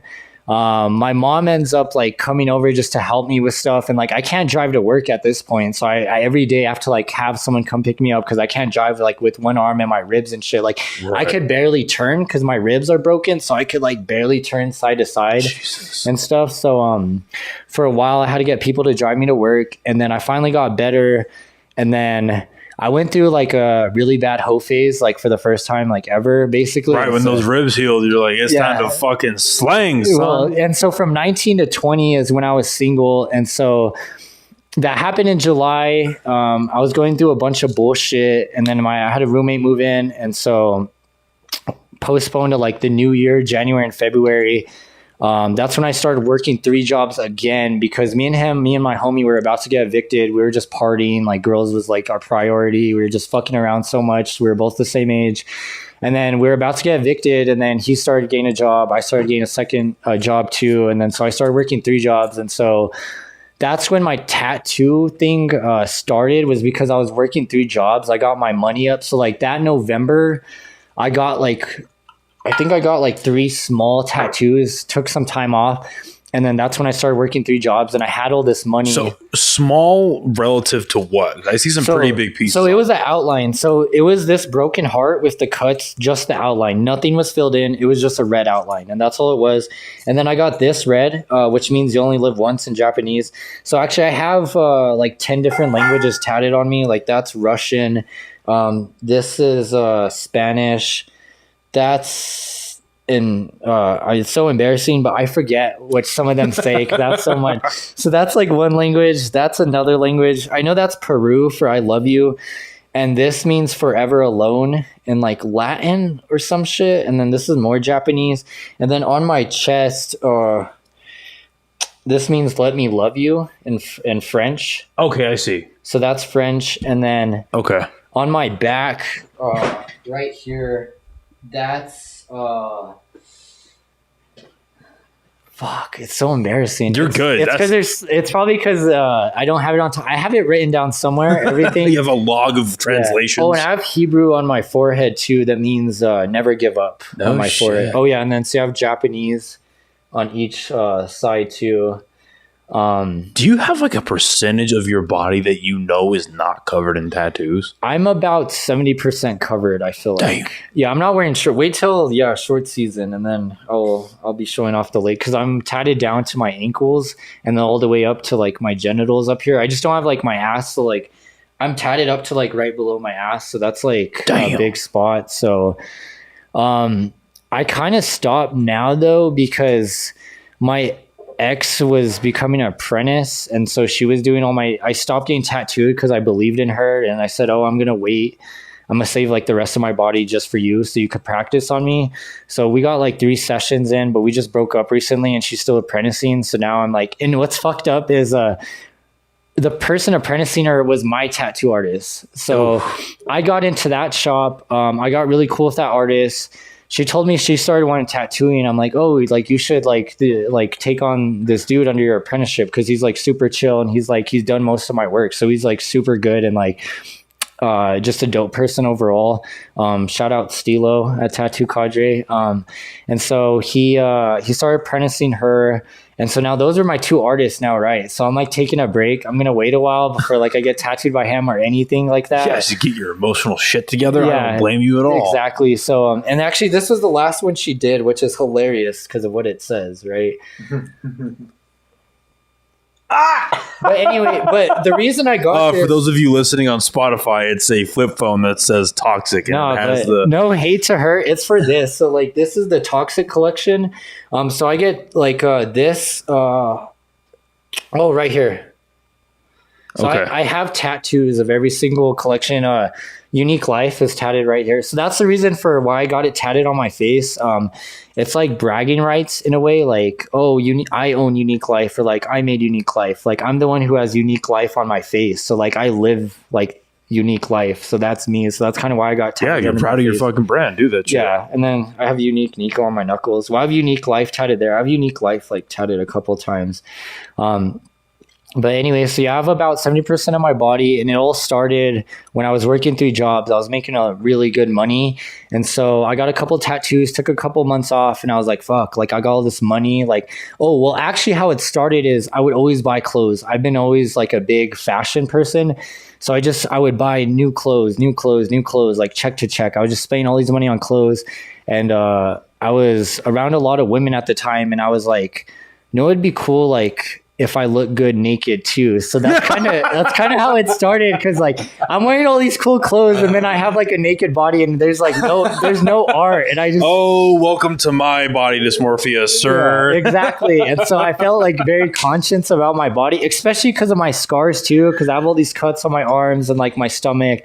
And so I was like, I need to stop buying clothes and like make it like permanent clothes. Like I even got the watch right here because I would wear a bunch of watches. Okay, thank you for saying that. Like I guess I've like never heard that said out loud where it's like permanent clothes. Because I remember when I was first getting tattoos and fucking Pete, I don't know, there was a couple family members that I don't give a fuck with their opinion anyway.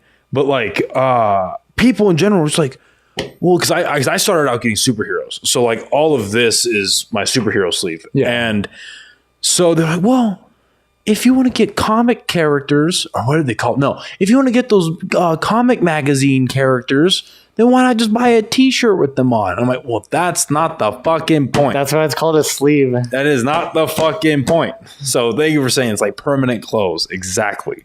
So it's like wearing, like, that's what I said. That's why it's called sleeves. Like I'm wearing like a t-shirt under my t-shirt type stuff. Like, so that's kind of like how I saw it. And it's more of an investment too, because it's like bodybuilding is an art too, like with muscle and everything, like tattooing on your skin is art. Yeah. So like you're saying, it's more a way of being creative and like expressive with yourself.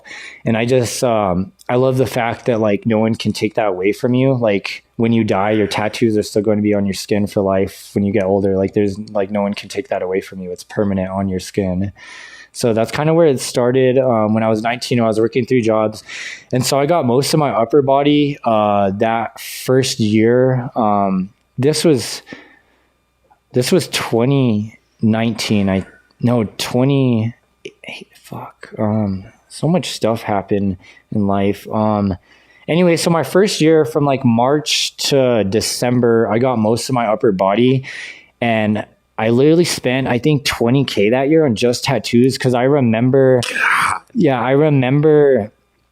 at the end of that year, I couldn't even put gas in my car. So I had to tell my girlfriend at the time, like, can you please send me $20? Like, I can't even put gas in my car. And that's when I finally saw it as an issue, because my money was getting lower and lower. I was like, one more and I'll quit. One more and I'll quit. Getting addicted to getting ink. Yeah. So, like I floated about though, cause like that was like the last of my money from my check, and my check was coming like the next week, but I was just so down bad. Like I literally had to beg for gas money from her to help me out.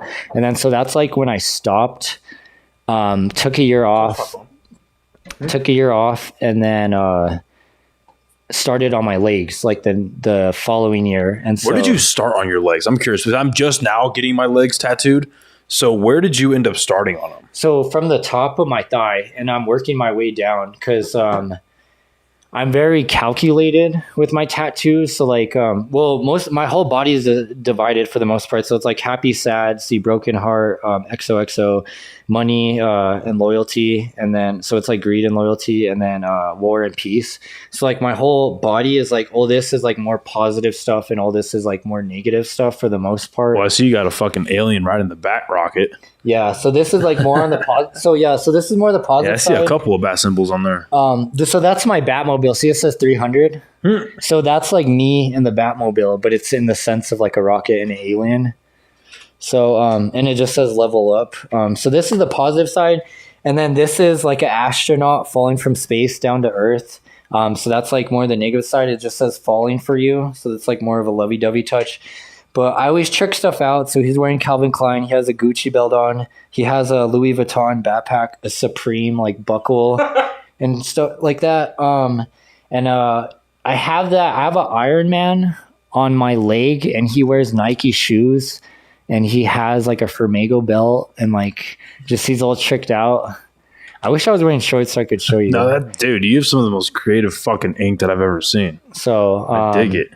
But yeah, it's just little things like that. These are all my starting tattoos, so I don't have anything like super creative like that, in a sense that like on the back of my knee I have Goku. And You have the back of your knee? yeah, watch. Hold on, I'll show you because Fuck I think I have that. a picture of that. But it's an image of me, so it's like it's Goku, but he's wearing glasses and he has my tattoos like on his face. Oh, well, here's the Iron Man that I was talking about. See, he has he's wearing a polo bucket hat too. So I just like tricking out my characters to have like. Which the camera's on him, right? I'm assuming. Yes. Yeah. I'm just gonna like. I can't believe how well that worked out. You're right. Look at that, folks. Sweet. Watch, I'll show you the Goku one next too. There's the Joker one, but yeah. So I have the front of my knees and the back of my knees. Here, I'll zoom in on it. So see, it's like me as the Goku. Because originally I would always have spiked hair, like spiked my hair up, like all through like high school and like. And this is on the back of your fucking knee. Yeah, right Good on the back of it. God, dude, your pain tolerance has got to be, Goku-like. It's worth it though. Like I said, it's an investment because pain is temporary. So it's just like you're just going to go through it for a couple hours and then it's going to be on you for the rest of your life. So True, but I mean, fuck, dude. yeah, see, so he has my piercings and my face tattoos and then gauges too. So it kind of matches me. And then I have like a self portrait version of me with the Joker as well. So he's wearing glasses and has piercings as well. And then he has my forehead tattoos as well. Oh. And then this is Stilo again at Tattoo Cadre. He did all that stuff. So he's the man because he kills it on all those. I like how it's coming up on camera. Right. Fuck. It's focusing and everything. And where is this? The back of my knee as well. Fuck. So like I said, a lot of my body is symmetrical. So I have one face on the back and then one face on the other back. So Like I've got no-go places on my body, dude, and the front and back of my knees are those no-go places, bro. yeah, it was. And then this is on my knee. So I have Jesus on one knee. Oh my God. And then the demon on another Can we knee. get that again? I'll throw it up on camera. So like He got this on his knee, folks. and that one's like fully covered on the kneecap. So that one was pretty freaking brutal. Dude. And we did that in 2 sessions, I think. One the outline and then one the color. I'm pretty sure I have my other knee because the other knee is actually this is just my. So that's where I started. So I got that one, knee. So I just worked my way down. So I went from like the top of my leg to the bottom of my leg. Just so I could calculate it good, the placement. Because like the knees are like the main things I wanted to get first because those are like, you can't move the kneecap anywhere else. So that was like a calculated spot I had to set for myself before I started doing fillers like around it. And so that's my symbol. So like that's the unique life symbol on one leg and then the unique Nyko symbol on the other leg. That's fucking crazy. But Damn, that's son. just a little bit of it. Yeah, see, that's on my phone too. Yeah. Okay. Damn. How many hours do you think you have on your body? I lost Or count. do you know? I lost count. I usually say by money wise, I probably spend like 30 grand so far on my body. I think like it could be less, it could be more. I just did it so rapidly that So let's average out $100 an hour. So you've got like 300 hours in your body. like I said, I lost count. I used to try to keep track, but I was going literally like once a week, twice a week. At one point, I was going 3 times a week, but it's because it was my arm. So I was getting like little stuff on my arms. So Right. You were doing like whole forearm, Exactly. whole shoulder, whole, it was like little bits and pieces here. Yeah, and like there. my kneecap that had to just be 1 week and Right. then waited another month to finish it. But Yeah. like I said, when you have money, you tend to like spend a lot on like what you love. So like since I got so much money, I was buying. Yeah, I Your whole don't know setup. what the fuck you're talking about, yeah. dude. But anyway, so that's like how I fell in love with the clothes, and then I fell in love with the tattoos. So I just blew all my money on it and went all out. And so I'm like I said, I'm kind of slowing down just because every tattoo I get now, I want it to be towards my collection. So like I'm going to have so much collections coming out in the years to come. So I'm just saving each tattoo session for something that resembles that collection that I'm doing. Your color palette. When did you decide that? Early on, well, so this was red and this was like black and red. I was just doing red, but these were all outlines. So like this, and it's funny. So my first tattoo was a broken heart, and that's funny because it was with another. I'm a big lover boy type shit, like all that. I even have hopeless romantic right here on my arm. But so my first tattoo was a broken heart, and that was because after a breakup. And then this symbolized like just all my cuts because I have like a crap ton of cuts on my forearm. So I got the semicolon and then ... So I it's didn't like, even fucking notice that. That's crazy. Let me see that. and that's right. shit. That's why it says you only live once. The semicolon for like suicide awareness. Yeah. And then I got it because like a period with the broken hard eyes frowning, and then a smile face with the regular hard eyes, and then ... like to be continued. So it's like sad, split, and then happy again. So like you just got to push through it. You only live once type of thing. And so the what looks like slits in the ground, those were actually the scars that you've had, and you branched the obviously the flowers, but you like built the tattoos out of those. Yeah, so like every single one of my tattoos have a deep meaning. They all do. Like some people just get tattoos because they look cool, but like I could go on hours and hours just talking about like what each piece specifically means to it. But that's just growth, like the roots. So flowers are coming from my cuts because I'm blossoming them into like a better person. And then this thing is with the smile is I'm like, that's why it's not colored inside. So I feel empty and I'm sad and I have broken heart eyes, but I'm surrounded. I'm like making everyone else happy around me. So that's like what this tattoo meant with the smile. And this thing, love with a broken heart. So it means again, like I'm empty and like broken inside, but like I'm pouring out all my hearts and my love and color to everyone else. So that's kind of like what the wrists mean. The wrist ones are kind of all like that because like of like cutting myself and stuff. So they're like have to have like a positive message, or like they're like have a deeper meaning. But on the flip side, literally, is I'm the alien that comes in peace. So that's kind of like what those two mean with the alien and the crown. Because I always use the emojis to represent myself. It's usually a crown and an alien. So that was like literally my mascot. Yeah. For my brand is alien. So like, yeah, with my brand, it's like fashion from out of this world. And then I never wanted to show my face. So like it started with the alien mask, which actually we could get into now. So yeah, I started my tattoo journey. I moved to a different city, actually. I don't want to say it on air. Yeah, you're good. But I already told you. So I moved out of Albuquerque a year after that other apartment, which was on Central Louisiana. And actually, I moved, like I was saying, because the crime is horrible. And I was delivering at Pizza Hut on Central in Wyoming. We would get robbed all the fucking time. I am sure. And so I got robbed like 3 times, and it sucks. So they took my phone too. One of the robberies, they took my phone. So I lost everything on my freaking phone. It was horrible. Gangbangers, crackheads, or both? It was kids actually. Like the time I got my phone taken, it was a group of like teenagers. I'm pretty sure there was like 6 of them, and they all had like guns. So wannabe gangbangers. Something like that. Whatever the kids are into nowadays, their morals are super screwed. Like I said, our society is just like slowly going downhill, like day by day, especially everything on the news. It's awful. So that's why I moved to that city, because it's very quiet. There's like nothing going on out there. Like the most out there is like shoplifting, but like you never hear about any homicides out there. So it's super nice out there. You know, again, we won't say where, but I was very shocked because like I've been up there and like spent time and shit, but like I never really realized like the contrast until I had this guy on who was running for governor.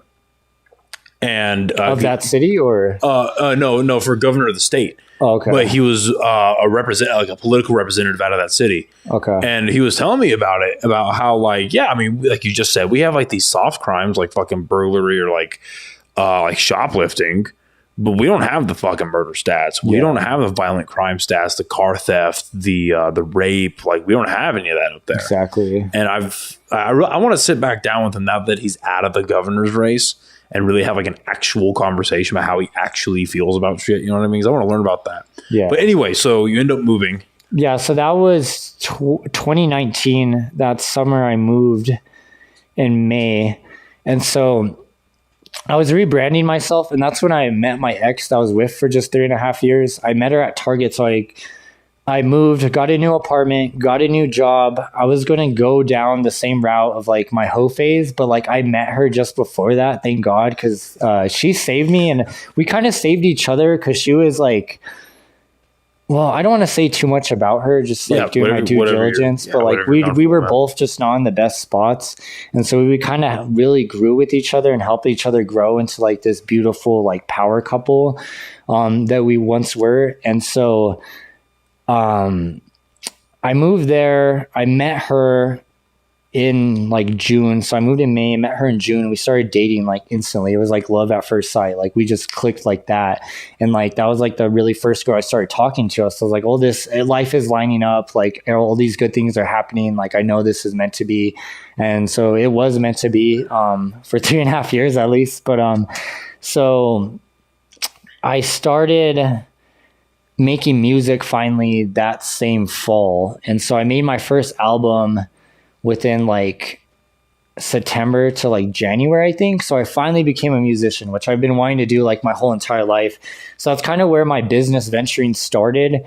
And so my homies showed me the way that I actually met at Target, which is cool because I met him at Target and then I met my ex at Target. And so we would record. He would help me with everything, with all the producing and like recording and all that stuff. And then we bought a camera because I was like, we should just do music videos, me and you. Like you could film it and like we could edit together or whatnot. So we started doing music videos, and then he ended up going to the army. And so that spring, like following like February and all that. So we made that first. And what year is this again? 20. Well, now it's 2020. Before COVID, he left to the army. And so he had all the equipment, he had everything. So I was like, fuck, like I still want to make music. So I released that album under both mine and his name since he helped me with it. It's like an 8-song album. And it has like, well, I still do it to this day. So each time I release a song, I'll release a music video. So each song has its own music video just because I love the visuals and like doing, like my music videos are very trippy and stuff like that with effects wise and everything like that. They're not cinematic at all. They're just like pretty wild. So it's a 8-song album, I think. So I dropped that album at the beginning of 2020. COVID happened. And I was still working. I think I was working at Walmart at that point. So I worked through it all, which sucks. I wish I could have been one of those unemployment people because they got mad racks. It was like a vacation. And my ex was working at Target at the time too. So we were both just working through the whole pandemic. But anyway, so I saved up, bought my own equipment. And then it took me like 4 months to make my very first song on my own because I didn't know what the hell I was doing. He taught me a little bit, but like doing it on my own took me a while. And just for like people listening, like you can really teach yourself anything like because of YouTube. Like you want to start a podcast, why not? Like just look up how to do it. Like if you want to be like a musician, photographer, videographer, like artist, like there's literally, the internet is your friend. You could literally look up how to do anything. If you want to become a mechanic, just like, you don't need school. Like obviously to become a doctor, like be a nurse, like you need like those degrees in order to get that job. And that's totally fine. But like for small things, like these side ventures, that aren't of like the norm that most people do, like you really don't need a degree at all. Like you don't have to waste years at school. Like the experience is what's going to really like teach you how to do things. So I learned everything from YouTube, just from like filming, from editing music videos, and to making music. So then I made my first song. I did my first music video. It's horrible. It's still out there. It's a stepping stone, but like it's god awful. And keep that shit out there, dude. Yeah. That's all. I keep my shitty podcast on there. Yeah, Oh yeah. You got to start somewhere. So like my first song or two, like they're ass, they're horrible, but they, you could still listen to them though. But then I slowly started getting better, like with my music videos, with my voice and everything. And so I was doing like a new song every month. Like it took me like a month to make the song, do the music video. So each month I just had like, I was releasing a song and a music video. And then 2021 is when I started my brand. So from 2020 to COVID, in 2021 in September, I quit music because I had finished my second album. So I dropped my second album, and I knew I wanted to start a clothing brand, and I knew it was going to take a lot of time and it was going to be really hard, and I needed to devote like all my energy into it, just like I did with music. So I quit music. I was like, well, not quit it completely. Like I still want to make music. I just had to postpone it. So I put it on pause, and then in July of 2021, that's when I started like trademarking like everything, the logo, the name, building my website, Shopify. And then I released my first collection in September, August, I think. And so that's just where it all started from there. And then I could kind of go through the little things, but I never wanted to be a photographer. Like you saw me, you say I'm great at it, but Dude, your shots are fucking great. But to be honest, I never wanted to be a photographer. That wasn't my dream. Like once I started making music videos, that was like a dream that I just got into because I saw how good I was at the music videos and I loved how it looks. So I was like, I want to be a musician. I want to have a clothing brand. I want to be a music video person. Yeah.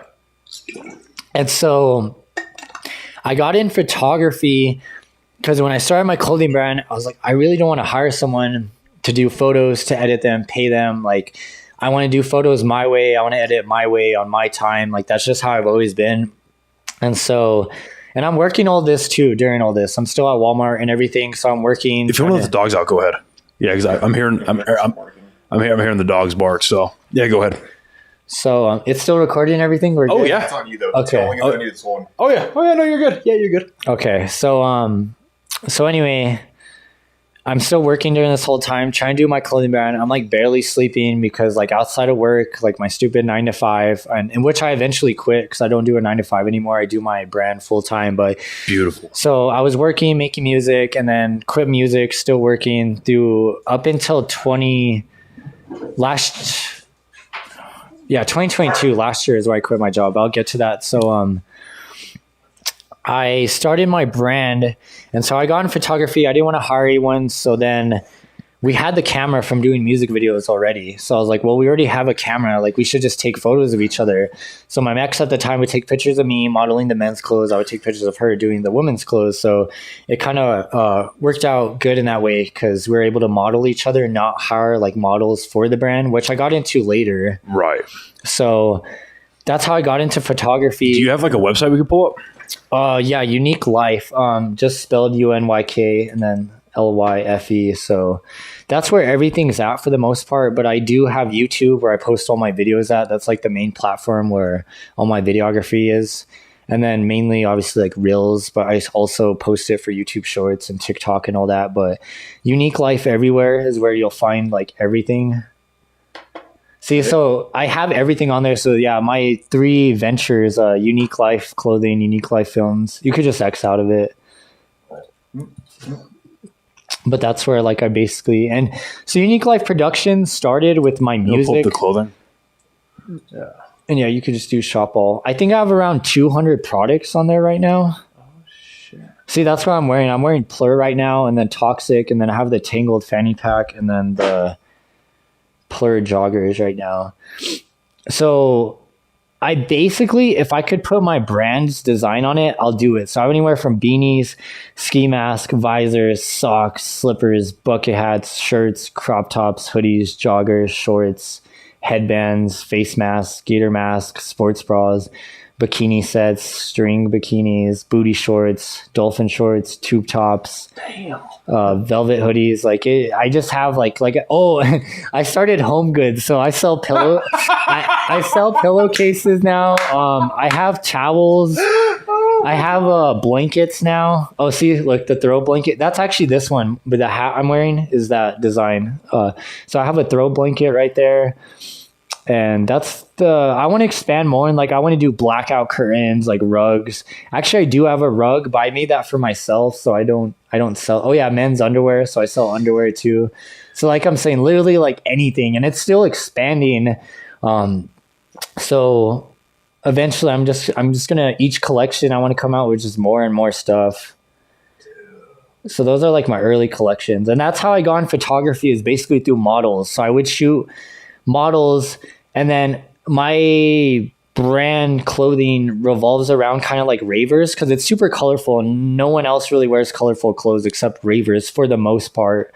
So that's like the demographic that I've targeted. Right. So then I would rave a lot, because I went to my first rave pre-COVID, and so I would still go to raves after COVID, but after a while, I'm weird. So like, when I was at raves, the next business venture I want to do is I want to become a DJ, because my voice sucks. So I don't want to give up on it, but I love like DJing and the rave scene and everything. So that's like one of my next business ventures, is to become a DJ, which isn't going to be anytime soon because I still haven't pursued it yet. And I want to take my time perfecting my craft. So like when I start doing it, it's going to be like a year till I go public, because I feel like those first impressions mean everything, because I don't want to for sure get all these gigs and be like, this DJ sucks, and then that be my reputation and like have a comeback. He's just another guy who bought some turntables, plugged in his iPhone, and fucked it all up. Right. So I'm going to take my time perfecting that, but it's going to be another thing that I'm going to have to dive into. Like I had to quit my music to do my clothing brand. It's just, I didn't expect Unyk Life Films to be photography. That's why it's just called Unyk Life Films, because I only wanted to be a videographer, like doing music videos and like some other side stuff with videos. So for sure, Unyk Life Films was never supposed to be photography, but I just fell in love with doing photos because I was doing modeling shoots, and then I would go to raves and I would see the photographers there, and I'd be like, it would be cool to shoot raves, because then I'm raving, I'm enjoying the music, I'm networking with people, because that's how I network and met a lot of my models, and like met a lot of my connections is by going to shows. So I met a lot of dope people through that. So I was like, it'd be cool if I'm like shooting, I'm getting paid to go to raves by shooting shows, like meeting DJs, like meeting people still. So I'm like being productive and I'm enjoying myself. So then in 2022 March, I shot my first show. And then I kind of fell in love with that. It was ass though. My photos were not that good, because shout out to all the like festival and club photographers, rave photographers. Like that is the hardest like photography you can do, because the lights are going, everybody's jumping around, the DJs are jumping around. Like there's so much movement. You're not in a studio. You don't have like a solid set lighting. Like there's just so much crap going on with shows. So like, it's like, I feel like one of the most like hardest photography to master. So if you could master it, then you're like set within that realm, because like there's a lot of like we have a lot of like really good local photographers that shoot shows.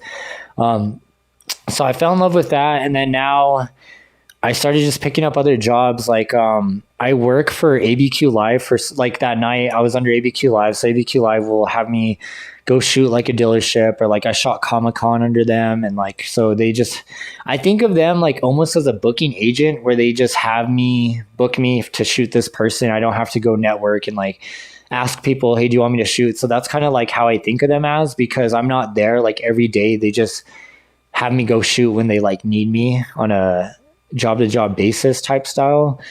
So I didn't expect Unyk Life Films to take over so much. So that's why like I'm trying right now to balance Unyk Unique Life Films and Unique Life Clothing at the same time, because like I don't have a social media manager, like I don't have a photographer, I don't have a videographer. My ex helped me design a couple of the collections, so shout out to her for that. But I run the website, like I run my YouTube, I'm running all my social medias, so I'm just one person. It's a lot of work, dude. Like, Yeah. you do so much more than I do, and I drown every day in the work that I do. Like bet. for this, you know, and there's like you're giving your flowers out. You know, I love being able to podcast in general, but like being able to live stream and put this out this way, this doesn't happen without one of my homies sitting behind here. Exactly. So I totally get that. Yeah. And the thing is too, is because, well, it goes back to, it's a blessing and a curse being unique. So I quit my job in 2022 in like September, and I've never looked back since. Yeah, I was going to say that is such a beautiful thing that I want to touch on, and it's a beautiful thing to close on. I really want to hear about you deciding to leave your job, leaving your job, and then transitioning into now being a self-employed individual. Like, because that's a pathway not a lot of people know, and it's not available to a lot of people. So like, let's lay that out. Like, what did that look like for you before we get out of here? So basically, okay, well, to start off, I always get fired or I quit, mainly fired from all jobs.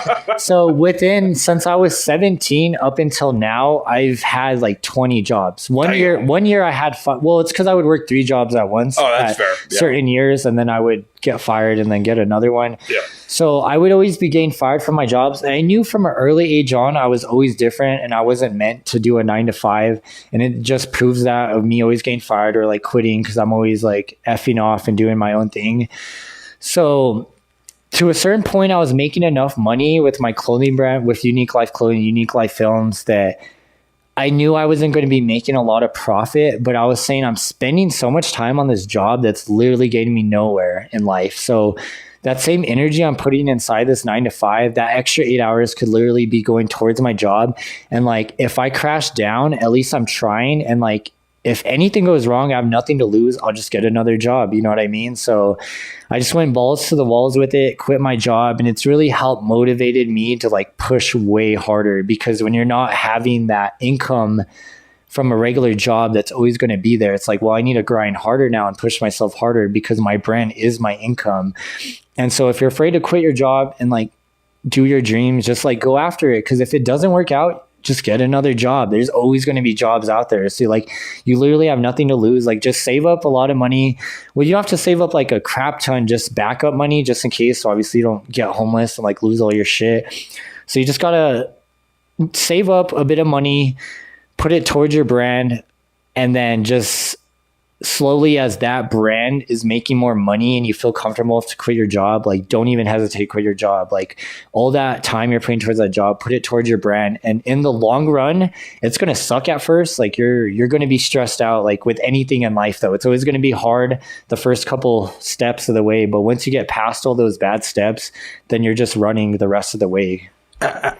Have you gotten to a point where you're comfortable with the income that you're making? Like, not like comfortable as in like complacent, but to the point it's like, okay, if I keep up this steady stream of effort, you know, I'm going to keep maintaining, I can still live the life that I'm living right now. Have you gotten to that point yet? I don't think I'll ever get to that point. Well, again, like not complacency, because there's always like, you always want to work harder, but like to the point where it's like, you're comfortable without having the 9 to 5. Like, when did you hit that? I think it was when I hit like a certain criteria in my bank account. So it was like over 10K.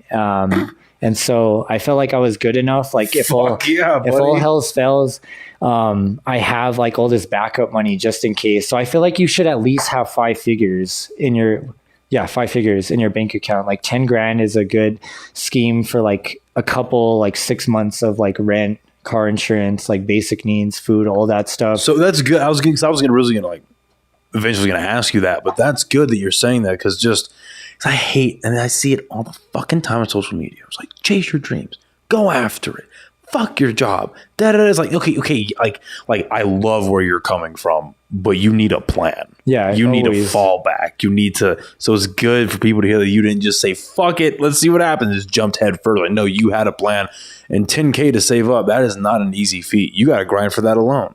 So I think that should be said too. Well, you don't want to make decisions out of desperation because your brand's going to fail. Well, there's always desperation at some points, but financially, you don't want to invest in bad things like equipment. Like when you first start off, of course, you have to buy bad equipment. But then if you don't have any more money to upscale that equipment, you're going to be stuck being in a shittier place for a longer time than whereas if you would have just saved up, have that backup money, do what you can for a shorter amount of time with what you got, and then invest because you have that backup money, you could invest in better equipment for your brand. Well, and I would not be podcasting right now if I still had the equipment I started with. Exactly. Like I've told the story 1,000 fucking times, so I'm sorry to anyone who listened to this that has heard this story. But when we did the podcast for the first time, it was me and our buddy Joey. He's a firefighter. He lives here with us too. He and I did the podcast together for the first time in the condo that I was living at in the Heights, and we did in the fucking kitchen. And I told myself I'm going to spend $100 on equipment, and that's nothing. Yeah, like 100 is nothing. So I ended up spending like 200 because $100 is just the fucking. You can go get the dogs in if you want. So here No, you're good. No, by the time you're back, I'll still be finishing this other story. But so we end up fucking. We were doing the podcast, and I spent like $100 on this audio mixer. It's not a bad audio mixer, just it doesn't really work for what I'm doing now. So I got this $100 audio mixer. I got on a discount, and then I've got these cheap little microphones, cheap little video cameras. Like these things came in boxes that were like all white, and like the video cameras, like off brand. It wasn't even like off brand. Like it was just it was off brand, but it was like it wasn't even close to a brand. It just said video camera on it, crap. and it came out of the back of some like Chinese warehouse, dude. Damn. I paid like $25 for this camera, and so a buddy of mine. He lived in LA at the time, but now he lives in Arizona. I had approached him about the podcast, and I was like, hey man, like you do your own, because he like makes music, he does coding, he does all that. Like he's very much like you. He's a work from home, self-employed guy. And so I was like, dude, you do a bunch of audio stuff and you do a bunch of like graphics. I would love it if I could just commission you to make the logo, make a little animation. I'll throw you like $50-$60, like whatever you want, dude. Yeah. He's like, yeah, sure. Well, 3 days later, he gets back to me and he goes, dude, fuck that. We'll talk about money later. I'll do that for you, and I'll produce. I'll produce from afar. Like I'll edit your I'll mix and master your audio. I'll show you how to edit video. Like we'll get this up and running. And once you start making money, we'll talk about paying me. And I was like, sounds good. You just said I can make money doing podcasting. Let's go get off to the business. And I remember I sent him the audio and the video files from that first episode. He sends it back to me. He's like, bro, we can't use this shit. This is so bad. We're doing audio only. Here's the fucking, excuse me. Here's the equipment you should use. This will be good, like permanent equipment. And either save up, get help, whatever. But this is the way to do it. Yeah. And but I just think back because you're completely right. Like, yeah, you're going to go through periods of using shitty equipment. But I mean, at the end of the day, if I still had the equipment that I was using back then, this would not be a fucking thing. I can't believe this is a fucking thing. Like sometimes, like as I'm here doing a podcast, on a regular basis, I'll be listening to the guests and I'll kind of just like take a look around, like this is happening. Yeah, I'm like, what the fuck why is one of my best friends sitting behind a fucking desk right now? What the fuck is happening? This is so fucking strange. But I'm blessed beyond fucking measure, and I'm sure you feel the same exact way. Like the ability to break out of the 9-to-5 and do what you want to do. And that's not even shitting on that lifestyle, because there are people who have a 9-to-5 or have a career job where they work for a company or they work at a place and they love it. Like they genuinely love it. They don't feel trapped. And there is nothing wrong with that. But for other people who don't want to do that, finally getting to that point of liberation, I mean, that's got to be so fucking like, you got to be blessed out of your mind. Well, and I'll end with that too, that I showed my ex that too, because she would always be complaining about her job. She hated what she was doing. And like I made the move to quit my job and pursue my brand. And she was always like a big art person. And I was like, well, I would always dad her too. She hated for me. And she's like, I hate that you're always like trying to be a dad to me and like boss me and shit like that. But I was like, it's because I love you and I care about you and I want to see you do better. Like I don't want you to see you complaining about your life every day. Like I want you to live the best life you can live. And so I was like, well, what do you want to do with your life? What do you want to do with your life? Like just always asking her. And so she said she wanted to become a tattoo artist. Someone's like, well, go for it. I'm my tattoo artist. Like you could talk to him. Like you're fucking awesome at art. And that's like where she is now. And she was like working 2 jobs, I think. So she quit one and now she's like working just a couple hours at one of them. But for the most time, she's like at the studio like almost every day. And like, That's sick. And now she loves what she's doing. And it's like, just for everyone out there, like if you hate your life, like you're the only one who can fix that. You're in control of everything. Like if you want to go on a marathon right now, nothing's stopping you. Like if you want to become the president or whatever the hell you want to do, like it's possible, like, but it's not going to be easy. Like both of us, we know like the best, like all the hardships we face starting our own companies, starting our own brands. Like it's going to suck. You're going to get thrown in the mud. You're going to get knocked down, but like, it's like survival of the fittest. Like you just can't give up. Like all the people who are millionaires today, like 90% of them went through all the same shit we're going through now, but they prevailed and they made it through the mud. Well, that's a fucking beautiful message to end this podcast on, man. Before we get out of here, where can people find you, find your photography, we just pull up your brand, and I'll throw that back in the description when we finish up here. So on like social media, Instagram, YouTube, Facebook, where can they find you? So what's nice is you could type in Unyk, so UNYK, and Unyk Nyko should pop up and Unyk Life should pop up if we have mutuals. But for those like who are not really in the facility or the same spectrum, it's just UNYK and then Life, LYFE. So it's Unyk Life, and then Unyk Nyko is UNYK NYKO. But if you just type in Unyk Life, there's no other Unyk Lives out there. So like my website should pop up, put it on YouTube, put it on TikTok, Instagram, Facebook, all that stuff. Unyk Life is like where you could find that at. And then I'm just Unyk Nyko on everything. Fuck yeah, man. Well, this has been a blast. Like I knew it was going to be, but this has been seriously such an amazing time. Thank you again for bearing with the technical difficulties in the beginning, but I'm glad we got our shit together because I'm blessed, dude. This is another fucking banger of an episode. Like this was so much fun. Thank you so much for coming by. Likewise. We will be back, guys, on Monday. It's upcoming Monday, May 1st. I think at 5:30 or 6 we'll be back.